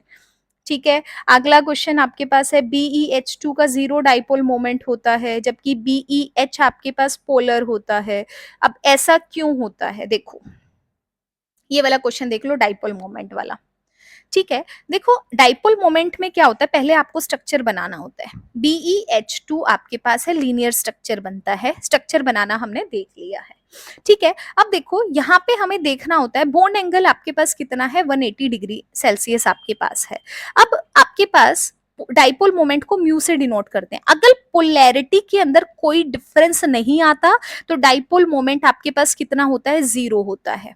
अगर पोलैरिटी के अंदर डिफरेंस आता है तो डाइपोल मोमेंट आपका नॉन जीरो होता है। ठीक है, अब यहाँ बेरिलियम और हाइड्रोजन की पोलैरिटी में डिफरेंस है, पोलैरिटी का डिफरेंस का मतलब है इनकी इलेक्ट्रोनेगेटिविटी के अंदर डिफरेंस है। अगर इनकी इलेक्ट्रोनेगेटिविटी के अंदर डिफरेंस है, एक आपके पास बेरिलियम की तरफ है, एक हाइड्रोजन इधर है, तो दोनों क्या करते हैं, आपस में कैंसिल आउट करते हैं, तो दोनों कैंसिल आउट कर देंगे तो डाइपोल मोमेंट रिजल्टेंट कितना बन जाएगा, जीरो आपके पास बन जाएगा। उसी चीज को आपको एक्सप्लेन करना था। ठीक है, क्योंकि इलेक्ट्रोनेगेटिविटी के अंदर डिफरेंस है तो पोलैरिटी क्या करती है, एक दूसरे को कैंसिल आउट कर देती है, जिसकी वजह से डाइपोल मोमेंट आपके पास जीरो है। अब ये वाला क्वेश्चन बहुत फेमस है, इसको बड़े ध्यान से समझ लेना। मेरे पास क्या है, एक NH3 दिया है, ये मेरे पास NH3 है, समझना ध्यान से, बहुत फेमस क्वेश्चन है। यहाँ पे क्या है, एक लोन पेयर है। अब NF3 के अंदर मैं बात करूंगी तो ये मेरे पास NF3 का स्ट्रक्चर है, और इधर भी क्या है, लोन पेयर है। अब इसमें क्या है, दो अलग अलग कंपाउंड है। अब दोनों के लोन पेयर में आपके पास क्या है, दोनों के पास एक एक लोन पेयर है, तीन बॉन्ड पेयर है। ये फिर भी बोलता है कि जो NH3 वाला है इसका डाइपोल मोमेंट है वो इससे ज्यादा होता है। क्यों ज्यादा होता है, ध्यान से समझना मेरी बात को। देखो डाइपोल, जब मैं नाइट्रोजन और हाइड्रोजन की बात करूंगी तो नाइट्रोजन की इलेक्ट्रोनेगेटिविटी ज्यादा है, तो आपके पास जो चार्ज ट्रांसफर रहेगा, जो डाइपोल मोमेंट का एरो बनाओगे वो नाइट्रोजन की तरफ बनाओगे। सेम वे से इसका भी कहा जाएगा, नाइट्रोजन की तरफ बनेगा, इधर भी क्या बनेगा, नाइट्रोजन की तरफ बनेगा। और जब भी लोन पेयर दिया जाता है, हमेशा जो आपके पास इलेक्ट्रॉन की पोलैरिटी है वो हमेशा लोन पेयर की तरफ जाती है। तो जब आप NH3 के अंदर देखोगे आपके पास, तो यहाँ सारी पोलैरिटी क्या हो रही है, एक ही डायरेक्शन के अंदर जा रही है, ऊपर की तरफ जा रही है। सारी एक में जाएंगी तो डाइपोल मोमेंट जुड़ेगा, तो डाइपोल मोमेंट जुड़ेगा सबका, तो यहाँ पे क्या है, डाइपोल मोमेंट अच्छा खासा देखने को मिलेगा। अब दूसरी जगह पे देखो, दूसरी जगह पे आपके पास क्या होता है, ठीक है, दूसरी जगह पे एन और एफ आपके पास है, आपको पता है फ्लोरीन सबसे ज्यादा इलेक्ट्रोनेगेटिव है, तो पोलैरिटी क्या आपके पास एरो कहाँ बनेगा, नीचे की तरफ, इधर भी कहाँ बनेगा, नीचे की तरफ आपके पास बनेगा, इधर भी आपके पास नीचे की तरफ बनेगा, और लोन पेयर का हमेशा लोन पेयर की तरफ होता है। अब यहाँ पर अगर आप देखोगे थोड़ा सा ध्यान से, तो यहाँ देखो ये जो बीच वाला है लोन पेयर वाला, वो क्या कर रहा है, एक ऊपर की तरफ जा रहा है, एक नीचे की तरफ जा रहा है, तो ये इन्होंने क्या कर दिया, एक दूसरे को कैंसिल आउट कर दिया। और दूसरा रिजल्टेंट आपके पास है वो कहाँ है, दोनों अलग अलग डायरेक्शन में है, एक आपके पास इस वाली डायरेक्शन के अंदर है, एक आपके पास इस वाली डायरेक्शन के अंदर है। तो कंपैरेटिवली क्योंकि यहाँ थोड़ा बहुत कैंसिल आउट आपके पास हुआ है और यहाँ सबका डाइपोल मोमेंट जुड़ रहा है, तो ऑब्वियस सी बात है NH3 का डाइपोल मोमेंट है वो NF3 से क्या रहेगा, ज्यादा रहेगा। यही चीज आपको यहाँ पे एक्सप्लेन करनी थी और यही आपका आंसर होगा। बहुत फेमस क्वेश्चन है, पेपर के अंदर बार बार पूछता है, कई बार बोलेगा NH3 का डाइपोल मोमेंट NF3 से ज्यादा होता है, क्यों होता है बताओ, या फिर बोलेगा NH3 का डाइपोल मोमेंट ज्यादा है या फिर NF3 का है, बताओ और क्यों का जवाब भी दो। ठीक है, ये क्वेश्चन हम कर चुके हैं, इसके बाद आगे चलते हैं। ये क्वेश्चन मैंने आपको बताया था, पाई और सिग्मा बॉन्ड के अंदर आपके पास क्या डिफरेंस होता है, सिग्मा बॉन्ड स्ट्रॉन्ग आपके पास होता है, पाई बॉन्ड वीक होता है, सिग्मा बॉन्ड के अंदर sp हाइब्रिडाइजेशन ss भी हो सकती है, sp pp हो सकती है, यहाँ पे पाई बॉन्ड अगर बनेगा तो यहाँ पे सिर्फ एक ओवरलैपिंग होती है pp के बीच में। तो इस तरह से आप क्या कर सकते हो, यहाँ पे डिफरेंस बता सकते हो। सिग्मा के अंदर एंड टू एंड ओवरलैपिंग होती है, वहां पर लेटरल ओवरलैपिंग होती है पाई बॉन्ड फॉर्म करने के अंदर। तो ये डिफरेंस बेसिकली आपको लिखने हैं। अगले क्वेश्चन की तरफ बढ़ते हैं, क्वेश्चन नंबर 14 देखो।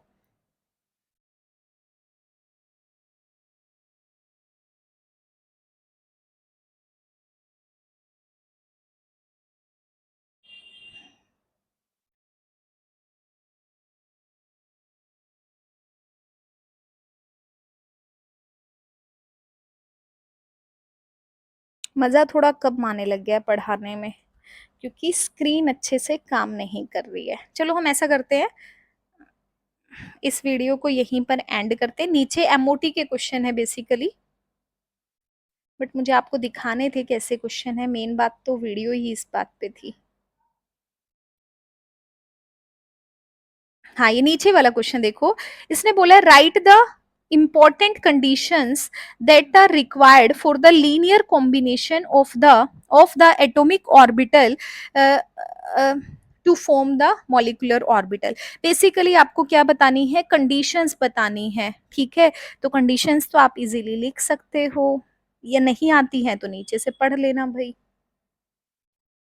कैसे आपके पास एटॉमिक ऑर्बिटल मिला के मॉलिक्यूलर ऑर्बिटल बनाएंगे, वनएस वाला वनएस के साथ कंबाइन करके एक बॉन्डिंग बनाएगा, एंटी बॉन्डिंग बनाएगा, यही सब कहानी आपको लिखनी है। ठीक है, ये ये पॉइंट्स हैं, आप चाहो तो इसको नोट डाउन कर सकते हो। ठीक है, ये क्वेश्चन नंबर 14 आपके पास है। इसके बाद चलते हैं आगे। अरे भाई मेरे हो जा, ये देखो 24 क्वेश्चन आपके पास है। इसने बोला है, बहुत फेमस क्वेश्चन है, रिलेटिव स्टेबिलिटी आपको बतानी है, मैग्नेटिक बिहेवियर बताना है, O2 नेगेटिव पर ऑक्साइड सुपर ऑक्साइड का सीधा सीधा निकालना। मैंने बताया नंबर ऑफ इलेक्ट्रॉन से निकालोगे, आंसर ऐसे ही लिखना है, आपको पूरा का पूरा कैलकुलेट करके देखने की जरूरत नहीं है। ठीक है, पैरामैग्नेटिक है, डायामैग्नेटिक है, 10 और 16 वाला ध्यान में रखना, एक्सेप्शन है, बाकी ओड वाला पैरा, इवन वाला डाया। तो सीधा सीधा आंसर आपके पास निकल जाएंगे। तो अब आपको ये बिल्कुल भी मुश्किल नहीं लगेगा।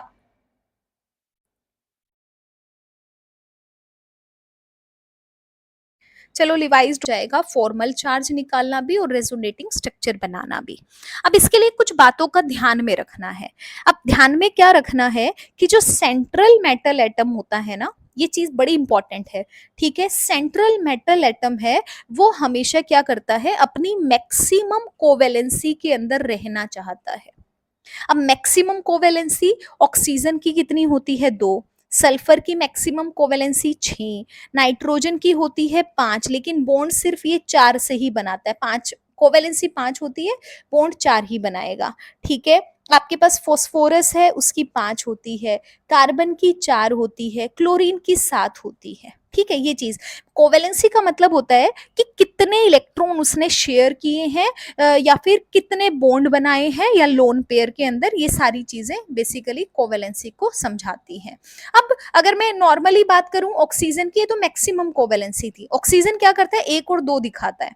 सल्फर है वो 2 भी दिखा सकता है, 4 भी दिखा सकता है, मैक्सिमम क्या है 6 है।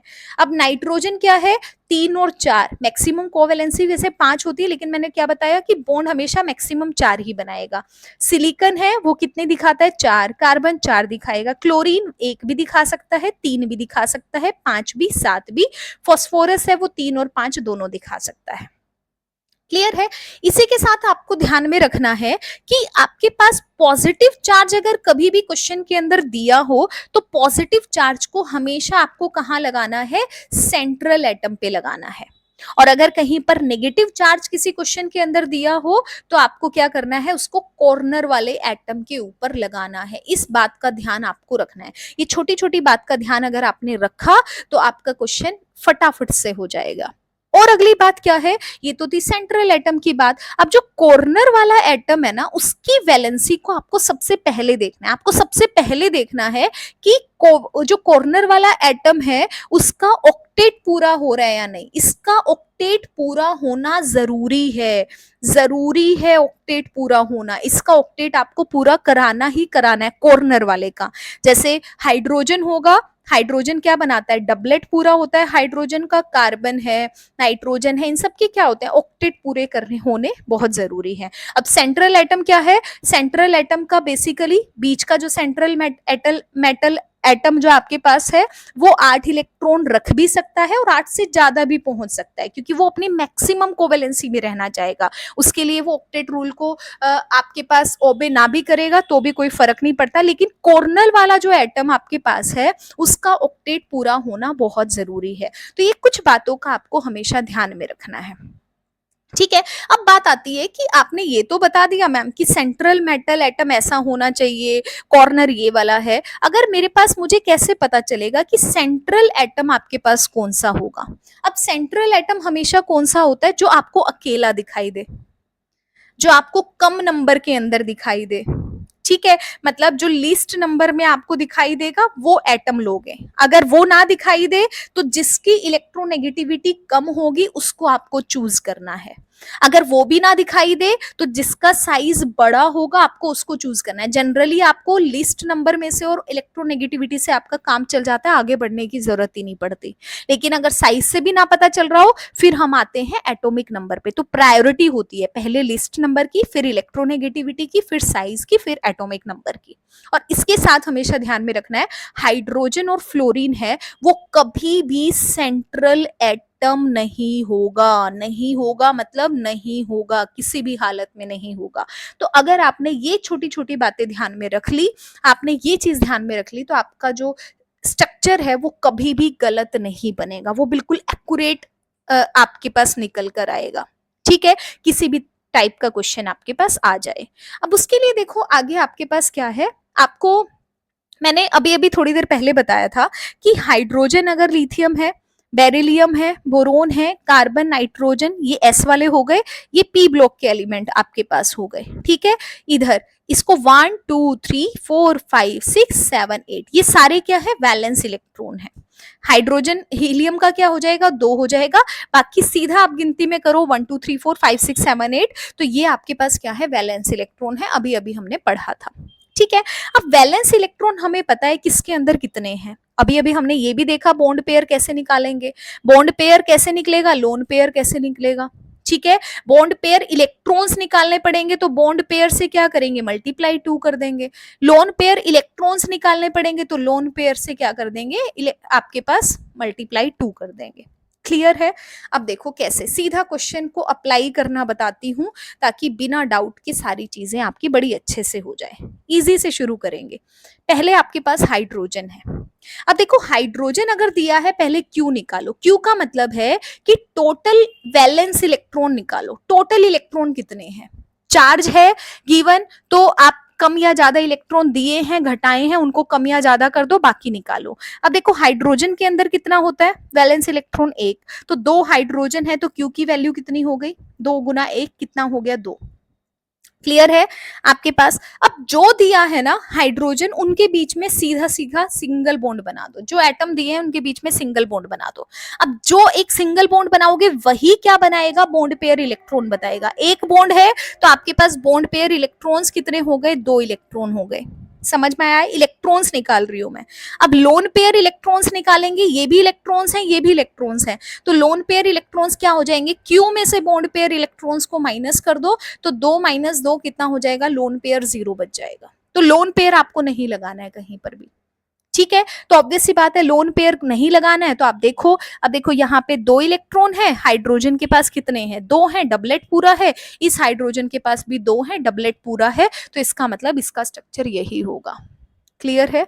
अब देखो आगे, इससे थोड़ा सा टिपिकल ले लेते हैं, थोड़ा सा बड़ा ले लेते हैं, ठीक है, ऑक्सीजन ले लेते हैं, चलो कोई बात नहीं, ठीक है। O2 है, अब O2 है, ऑक्सीजन के ऊपर आपके पास वैलेंस इलेक्ट्रॉन 6 होते हैं, 2 के ऊपर कितने हो जाएंगे, मल्टीप्लाई 2, टोटल इलेक्ट्रॉन कितने बने, 12 इलेक्ट्रॉन।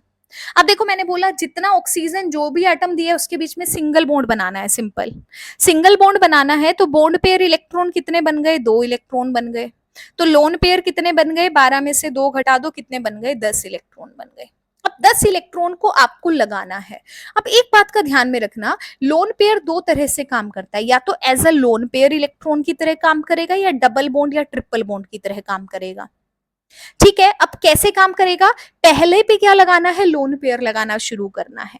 लोन पेयर लगाना शुरू करोगे, अगर आपके पास सेंट्रल एटम आपके पास मैक्सिमम कोवेलेंसी में है, तो आपके पास वहीं पे खत्म हो जाएगी बात, ठीक है। अगर मैक्सिमम कोवेलेंसी के अंदर वो नहीं आ पा रहा है, तो लोन पेयर को आप किसकी फॉर्म में लगा दोगे, डबल बॉन्ड या ट्रिपल बॉन्ड की फॉर्म में लगा दोगे। अकॉर्डिंगली कैसे लगाएंगे वो मैं आपको सिखा रही हूं, ठीक है।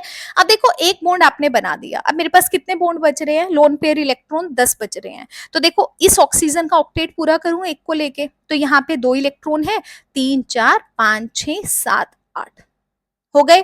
कितने इलेक्ट्रॉन इन्वॉल्व हुए, 6 हो गए, कितने बच गए, 4, तो 4 यहां पर आएंगे। अब देखो आपके पास इसके तो ऑक्टेट आपके पास पूरा है, लेकिन इसका ऑक्टेट पूरा नहीं है। क्यों पूरा नहीं है, यहां देखो 2 4 और कितने इलेक्ट्रॉन आ रहे हैं, 6 इलेक्ट्रॉन आपके पास आ रहे हैं, इधर 8 इलेक्ट्रॉन आपके पास है। अब 6 इलेक्ट्रॉन है, ऑब्वियस सी बात है लोन पेयर आपने खत्म कर दिए हैं, तो यहाँ पे क्या होगा, यहाँ पे ये भी चाहेगा मेरा 8 इलेक्ट्रॉन पूरा हो जाए, तो ये जो आपके पास लोन पेयर हैं दूसरे वाले के, उसको आपको चेंज करना पड़ेगा डबल बॉन्ड में। तो ऑक्सीजन को अगर आपने डबल बॉन्ड बनाया, तो यहाँ पर 4 इलेक्ट्रॉन बच गए, यहाँ पर भी 4 थे। अब गिनो, 2 आपके पास, ये 2 आपके पास, 2 ये 4 और 4 ये, टोटल 8 पूरे हो गए। इधर देखो 4 आपके पास और 4 ये 8 पूरे हो गए, तो इसका मतलब दोनों का ऑक्टेट आपके पास क्या हो गया, पूरा हो गया। तो ये स्ट्रक्चर आपके पास बन जाएगा। समझ आई बात। आगे देखो, जैसे अगला एग्जांपल थोड़ा सा टिपिकल कर लेते हैं। जैसे मेरे पास क्या है, H3O पॉजिटिव है। अब H3O पॉजिटिव में फटाफट से क्यू निकालो। ऑक्सीजन के अंदर 6 इलेक्ट्रॉन, हाइड्रोजन के 3 हो गए, एक के ऊपर एक, 3 के ऊपर 3। अब देखो टोटल पॉजिटिव चार्ज है, मतलब एक इलेक्ट्रॉन कम किया हुआ है इस वाले स्ट्रक्चर में, तो आप भी एक इलेक्ट्रॉन को कम कर दो, तो टोटल कितना बनेगा, 9 में से एक गया, 8 बन गया आपके पास। अब देखो जो भी स्ट्रक्चर है, ऑक्सीजन है, हाइड्रोजन है, हाइड्रोजन है, हाइड्रोजन है, सबके बीच में एक एक बॉन्ड बनाना है, ठीक है। सेंट्रल एटम से एक एक बॉन्ड बना दिया। अब 3 बॉन्ड बनाए तो बॉन्ड पेयर इलेक्ट्रॉन्स कितने हो गए, 6 इलेक्ट्रॉन हो गए, तो लोन पेयर इलेक्ट्रॉन कितने बच गए, 2 इलेक्ट्रॉन बच गए, 8 में से 6 घटाए तो। क्लियर है। अब देखो हाइड्रोजन का, देखो पहले तो हमें कॉर्नर वाले का पूरा करना है। हाइड्रोजन के पास 2 इलेक्ट्रॉन ऑलरेडी हैं एक बॉन्ड से, यहां पर भी, यहां पर भी। अब देखो ऑक्सीजन के कितने पूरे हैं, ऑक्सीजन के 2 4 6 हैं। अब 2 इलेक्ट्रॉन लोन पेयर हमारे पास बचे हुए हैं, तो उसको हम क्या करेंगे, लोन पेयर आप क्या करोगे, ऑक्सीजन के ऊपर लगा दोगे, ठीक है। तो इसके क्या हो गए, 8 पूरे हो गए, इसके 8 के 8। अब मैंने बताया था कि अगर कहीं पॉजिटिव चार्ज गिवन हो तो वो हमेशा कहाँ लगाना होता है, सेंट्रल एटम पे लगाना होता है। तो आपने सेंट्रल पे क्या लगा दिया, पॉजिटिव चार्ज लगा दिया, ये क्या बन गया, लिवाइस डॉट स्ट्रक्चर बन गया।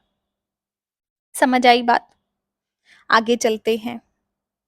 आगे देखो, जैसे मैंने आपको बोला NH4 पॉजिटिव, फिर से क्या करोगे, आपके पास Q की वैल्यू नाइट्रोजन का 5, हाइड्रोजन के लिए 4 हो गए, एक इलेक्ट्रॉन माइनस कर दिया क्योंकि पॉजिटिव चार्ज है, कितने बन गए 8 इलेक्ट्रॉन। अब नाइट्रोजन के साथ क्या लगाओगे, 4 लगाओ, आपके पास हाइड्रोजन हाइड्रोजन हाइड्रोजन हाइड्रोजन, तो 4 लगाओगे तो बॉन्ड पेयर इलेक्ट्रॉन्स कितने बच गए, 8 हो गए, तो लोन पेयर कितना बन गया, 0 बन गया। ठीक है, अब देखो हाइड्रोजन का सिंगल बॉन्ड चाहिए होता है, इसके 2 इलेक्ट्रॉन पूरे, 2 पूरे, 2 पूरे, 2 पूरे, सब पूरे हैं। अब नाइट्रोजन का देखो, ध्यान से समझना मेरी बात को, नाइट्रोजन का देखो कितना है, 2 4 5 6 7 8, इसके 8 इलेक्ट्रॉन पूरे दिखाई दे रहे हैं आपको, क्या है, ऑक्टेट आपके पास पूरा है। ठीक है, अब आपको क्या दिखाना है, पॉजिटिव चार्ज आपको दिखाना है। पॉजिटिव चार्ज हमेशा कहाँ लगता है, सेंट्रल पे लगता है, तो ये आपने दिखा दिया, ये क्या हो गया, इसका स्ट्रक्चर हो गया। समझ में आई बात? ठीक है, आगे बढ़ते हैं, अब थोड़े से टफ की तरफ चलते हैं, वहीं से आपका क्या हो जाएगा, जो क्या बोलते हैं, फॉर्मल चार्ज आपका शुरू हो जाएगा पढ़ना। अब देखो, जैसे मैंने NO3 नेगेटिव की बात करी, ध्यान से समझना इस क्वेश्चन को, मैंने Q की बात करी, Q कितना है, 5 प्लस एक ऑक्सीजन पे 6, 3 पे कितने हो गए, 18, -1 का मतलब है एक इलेक्ट्रॉन डालना, तो आपने क्या किया, +1 कर दिया, तो कितना बनेगा, 5 + 18 + 1 कितना बन गया, 24 इलेक्ट्रॉन बन गए। अब नाइट्रोजन के साथ दिखाओ, वापस से ऑक्सीजन ऑक्सीजन ऑक्सीजन दिखाया आपने, तीनों पे क्या लगा दिया, एक एक बॉन्ड लगा दिया, तो बॉन्ड पेयर इलेक्ट्रॉन कितने बन गए, 6 इलेक्ट्रॉन बन गए। लोन पेयर कितने बचेंगे, 24 में से 6 गया, कितने बचेंगे, 18 बचेंगे। अब 18 को लगाना शुरू करो। ठीक है, कहां से लगाना शुरू करते हैं, कॉर्नर से, तो 2 4 5 6 7 8 9 10 11 12 13 14 15 16 17 18, तीनों पे 6 6 हो गए। अब 6 होते ही देखो, 6 ये 2 बॉन्ड का, तो इसके भी 8 इलेक्ट्रॉन पूरे, 8 इलेक्ट्रॉन पूरे, 8 इलेक्ट्रॉन पूरे। अब देखो नाइट्रोजन का क्या पूरा है, नाइट्रोजन में देखो ध्यान से, नाइट्रोजन के पास 2 इलेक्ट्रॉन, ये 2 इलेक्ट्रॉन और ये 2 इलेक्ट्रॉन, कितने इलेक्ट्रॉन है, 6 इलेक्ट्रॉन है। इसका ऑक्टेट पूरा नहीं है, तो ये क्या चाहेगा, ऑक्टेट पूरा करना चाहेगा। और वैसे भी मैंने आपको बताया था, नाइट्रोजन किस में जाना चाहता है, अपनी 4 बॉन्ड बनाना चाहता है, वो हमेशा चाहेगा कि मैं मैक्सिमम 4 बॉन्ड बनाऊं। अब इसने बॉन्ड कितने बनाए हैं, 3 बनाए हैं, तो यहाँ पे इसका मतलब ये जो लोन पेयर है कोई भी एक, वो किस में काम करेगा, डबल बॉन्ड में काम करेगा। तो इस स्ट्रक्चर के अंदर ये जो मेरे पास ऑक्सीजन है, इसका एक का बॉन्ड आपके पास, ये वाला जो लोन पेयर है उसको हटा के as a double bond count करो। ठीक है, अब सबके काउंट करो कि क्या सबका ऑक्टेट पूरा है। देखो 8 इलेक्ट्रॉन 8 इलेक्ट्रॉन 8 इलेक्ट्रॉन, नाइट्रोजन के गिनो, आपके पास 2 4 5 6 7 8 8 इलेक्ट्रॉन पूरे हो गए। मैक्सिमम कोवेलेंसी क्या हो गई, 4 आपके पास, वो भी आपके पास पूरी हो गई। तो इसका स्ट्रक्चर क्या बनेगा, मोस्ट अप्रोप्रिएट स्ट्रक्चर यही बनेगा। समझ आया? अब बात आती है नेगेटिव चार्ज की, यहाँ पे क्या लगाया गया है, नेगेटिव चार्ज लगाया गया है। अब देखो, क्योंकि स्ट्रक्चर आपके पास क्या है, नाइट्रोजन डबल बॉन्ड O, इधर ऑक्सीजन इधर ऑक्सीजन, ठीक है, ऐसे आपके पास है। अब यहाँ पे 2 पॉसिबिलिटी है, आपको पता है ऑक्सीजन हमेशा डबल बॉन्ड बनाता है। अब नेगेटिव चार्ज कहाँ आएगा, कौन से ऑक्सीजन पे आएगा, 1 वाले पे आएगा या 2 वाले पे आएगा, आपको नहीं पता, आप किस पे लगाओगे, आप उसके लिए क्या कर सकते हो, या 3 वाले पे, तीनों ऑक्सीजन में से किस पे, किस कॉर्नर एटम पे चार्ज आएगा नेगेटिव आपको, क्योंकि नेगेटिव चार्ज हमेशा कहाँ लगता है, कॉर्नर पे लगता है, तो कौन से पे लगाओगे, उसके लिए आपको फॉर्मल चार्ज निकालना पड़ता है। ठीक है, और जो फॉर्मल चार्ज निकलता है वो हमेशा इंडिविजुअल एटम का आपके पास निकल कर आता है। अब फॉर्मल चार्ज निकालने का फॉर्मूला देखो, वैलेंस इलेक्ट्रॉन माइनस में लोन पेयर इलेक्ट्रॉन माइनस में बॉन्ड पेयर इलेक्ट्रॉन अपॉन में 2, ये फॉर्मूला है। अब देखो 1 बाय 1 करते हैं, पहले मैं क्या कर रही हूँ, ऑक्सीजन 1 वाले का निकाल रही हूँ। वैलेंस इलेक्ट्रॉन एक ऑक्सीजन में कितने होते हैं, 6 होते हैं, माइनस में। ठीक है, लोन पेयर इलेक्ट्रॉन देखो, यहाँ पे पूरा स्ट्रक्चर बनाओ, लोन पेयर कितने हैं, 4, इधर भी कितने हैं, 4, इधर कितने हैं, सॉरी 6। ठीक है, तो आपके पास क्या है, सबसे पहले वैलेंस इलेक्ट्रॉन आपने लिखे। ठीक है, वैलेंस इलेक्ट्रॉन ऑक्सीजन के अंदर कितने हैं, 6 आपके पास। लोन पेयर इलेक्ट्रॉन भी कितने हैं, 6 आपके पास, माइनस में। बॉन्ड पेयर इलेक्ट्रॉन कितने, एक बॉन्ड है आपके पास तो 2 इलेक्ट्रॉन होंगे तो 2/2, तो आपके पास फॉर्मल चार्ज ऑक्सीजन 1 के ऊपर कितना आ गया, 0 - 1 मतलब -1। तो आपके पास ऑक्सीजन 1 के ऊपर कितना फॉर्मल चार्ज आ गया, -1 चार्ज आ गया। इसी तरह से 2 का निकाल सकते हो, ऑक्सीजन 2 का निकालो, ऑक्सीजन 2 का। यहां पर भी देखो वैलेंस इलेक्ट्रॉन ऑक्सीजन के ऊपर 6, लोन पेयर फिर से 6, दोनों सेम नेचर के हैं। एक बॉन्ड पेयर बना रहा है तो 2/2 हो गया, कितना बन गया, -1। तो यहां पर भी -1 आ गया। अब ऑक्सीजन थर्ड का निकालो, थर्ड का निकालोगे तो क्या हो जाएगा, 6 आपके वैलेंस इलेक्ट्रॉन, यहाँ पे 4 आपके लोन पेयर हैं और 2 बॉन्ड पेयर बना रहा है, तो 4/2 कितना बनेगा, 2 माइनस 2 कितना बना, 0। इसका मतलब यहाँ पे आपके पास कितना है, -1 चार्ज है, यहाँ पे कितना है, 0 है। हाईलाइट कर देती हूँ, यहाँ पे तीसरे पे 0 है, 2 पे और 1 पे क्या है आपके पास, फॉर्मल चार्ज -1 है। अब 2 और 1 एक जैसा कंडीशन है, किसी पर भी आप फॉर्मल आप यहाँ पे चार्ज अप्लाई कर सकते हो। अब देखो नॉर्मली अगर आपने ऐसे भी लिख दिया ना वो भी ठीक है। आप नाइट्रोजन का निकालो, देखो नाइट्रोजन का निकालो, पेन चेंज करके बताती हूँ, ब्लैक से निकाल लेते हैं। नाइट्रोजन का निकालो, नाइट्रोजन के अंदर वैलेंस इलेक्ट्रॉन 5 होते हैं, माइनस में, लोन पेयर नहीं है, 0 हो जाएगा, माइनस में, बॉन्ड पेयर इलेक्ट्रॉन 4 बॉन्ड है तो 8 इलेक्ट्रॉन हो गए, बटे में 2, कितना बनेगा, 5 माइनस में 4, आपके पास कितना बना, +1 आपके पास बना। ठीक है, तो यहां कितना हो गया, +1 हो गया। अब अगर आप ओवरऑल चार्ज की बात करोगे ना, एक +1 एक -1 एक -1, आपके पास ओवरऑल चार्ज कितना है, -1 है, जो कि आपका स्ट्रक्चर में गिवन था। तो ये आपका हो गया फॉर्मल चार्ज। समझ आई बात। तो ये फॉर्मल चार्ज निकालने का तरीका है भाई, फॉर्मूला आप किसी भी एटम के लिए निकाल सकते हो। यहीं से रेजोनेटिंग स्ट्रक्चर की बात करते हैं। ठीक है, नाइट्रोजन है, डबल बॉन्ड O है, ऑक्सीजन नेगेटिव है, आपके पास ये भी क्या है, ऑक्सीजन है, इलेक्ट्रॉन्स करके दिखा दो। अब यहाँ देखो आपके पास नेगेटिव है, फिर सिंगल बॉन्ड है, डबल बॉन्ड है, ये क्या कर सकता है, ये बॉन्ड यहाँ पर आ सकता है इलेक्ट्रॉन पेयर को, और ये वाला इलेक्ट्रॉन अपने लेके यहाँ जा सकता है। तो क्या हो गया, डीलोकलाइजेशन हो गया। डीलोकलाइजेशन हो गया तो आपने बोल दिया यहाँ पे डबल बॉन्ड बन गया, यहाँ O नेगेटिव आ गया। ठीक है, ऐसा पॉसिबल हो सकता है। तो यहाँ पे आपने डीलोकलाइजेशन ऑफ इलेक्ट्रॉन दिखा दिया, तो ये आपस में क्या है, एक दूसरे के रेजोनेटिंग स्ट्रक्चर है। तो ऐसे ही हम क्या बनाते हैं, रेजोनेटिंग स्ट्रक्चर बनाते हैं। समझ आया। तो इसके ऊपर क्वेश्चंस हैं, आपको सीधा आता है NO3 का नेगेटिव का रेजोनेटिंग स्ट्रक्चर बनाओ, सल्फेट का बनाओ, तो इन सब का अब आप किसी का भी बना सकते हो अगर आपको ये वाली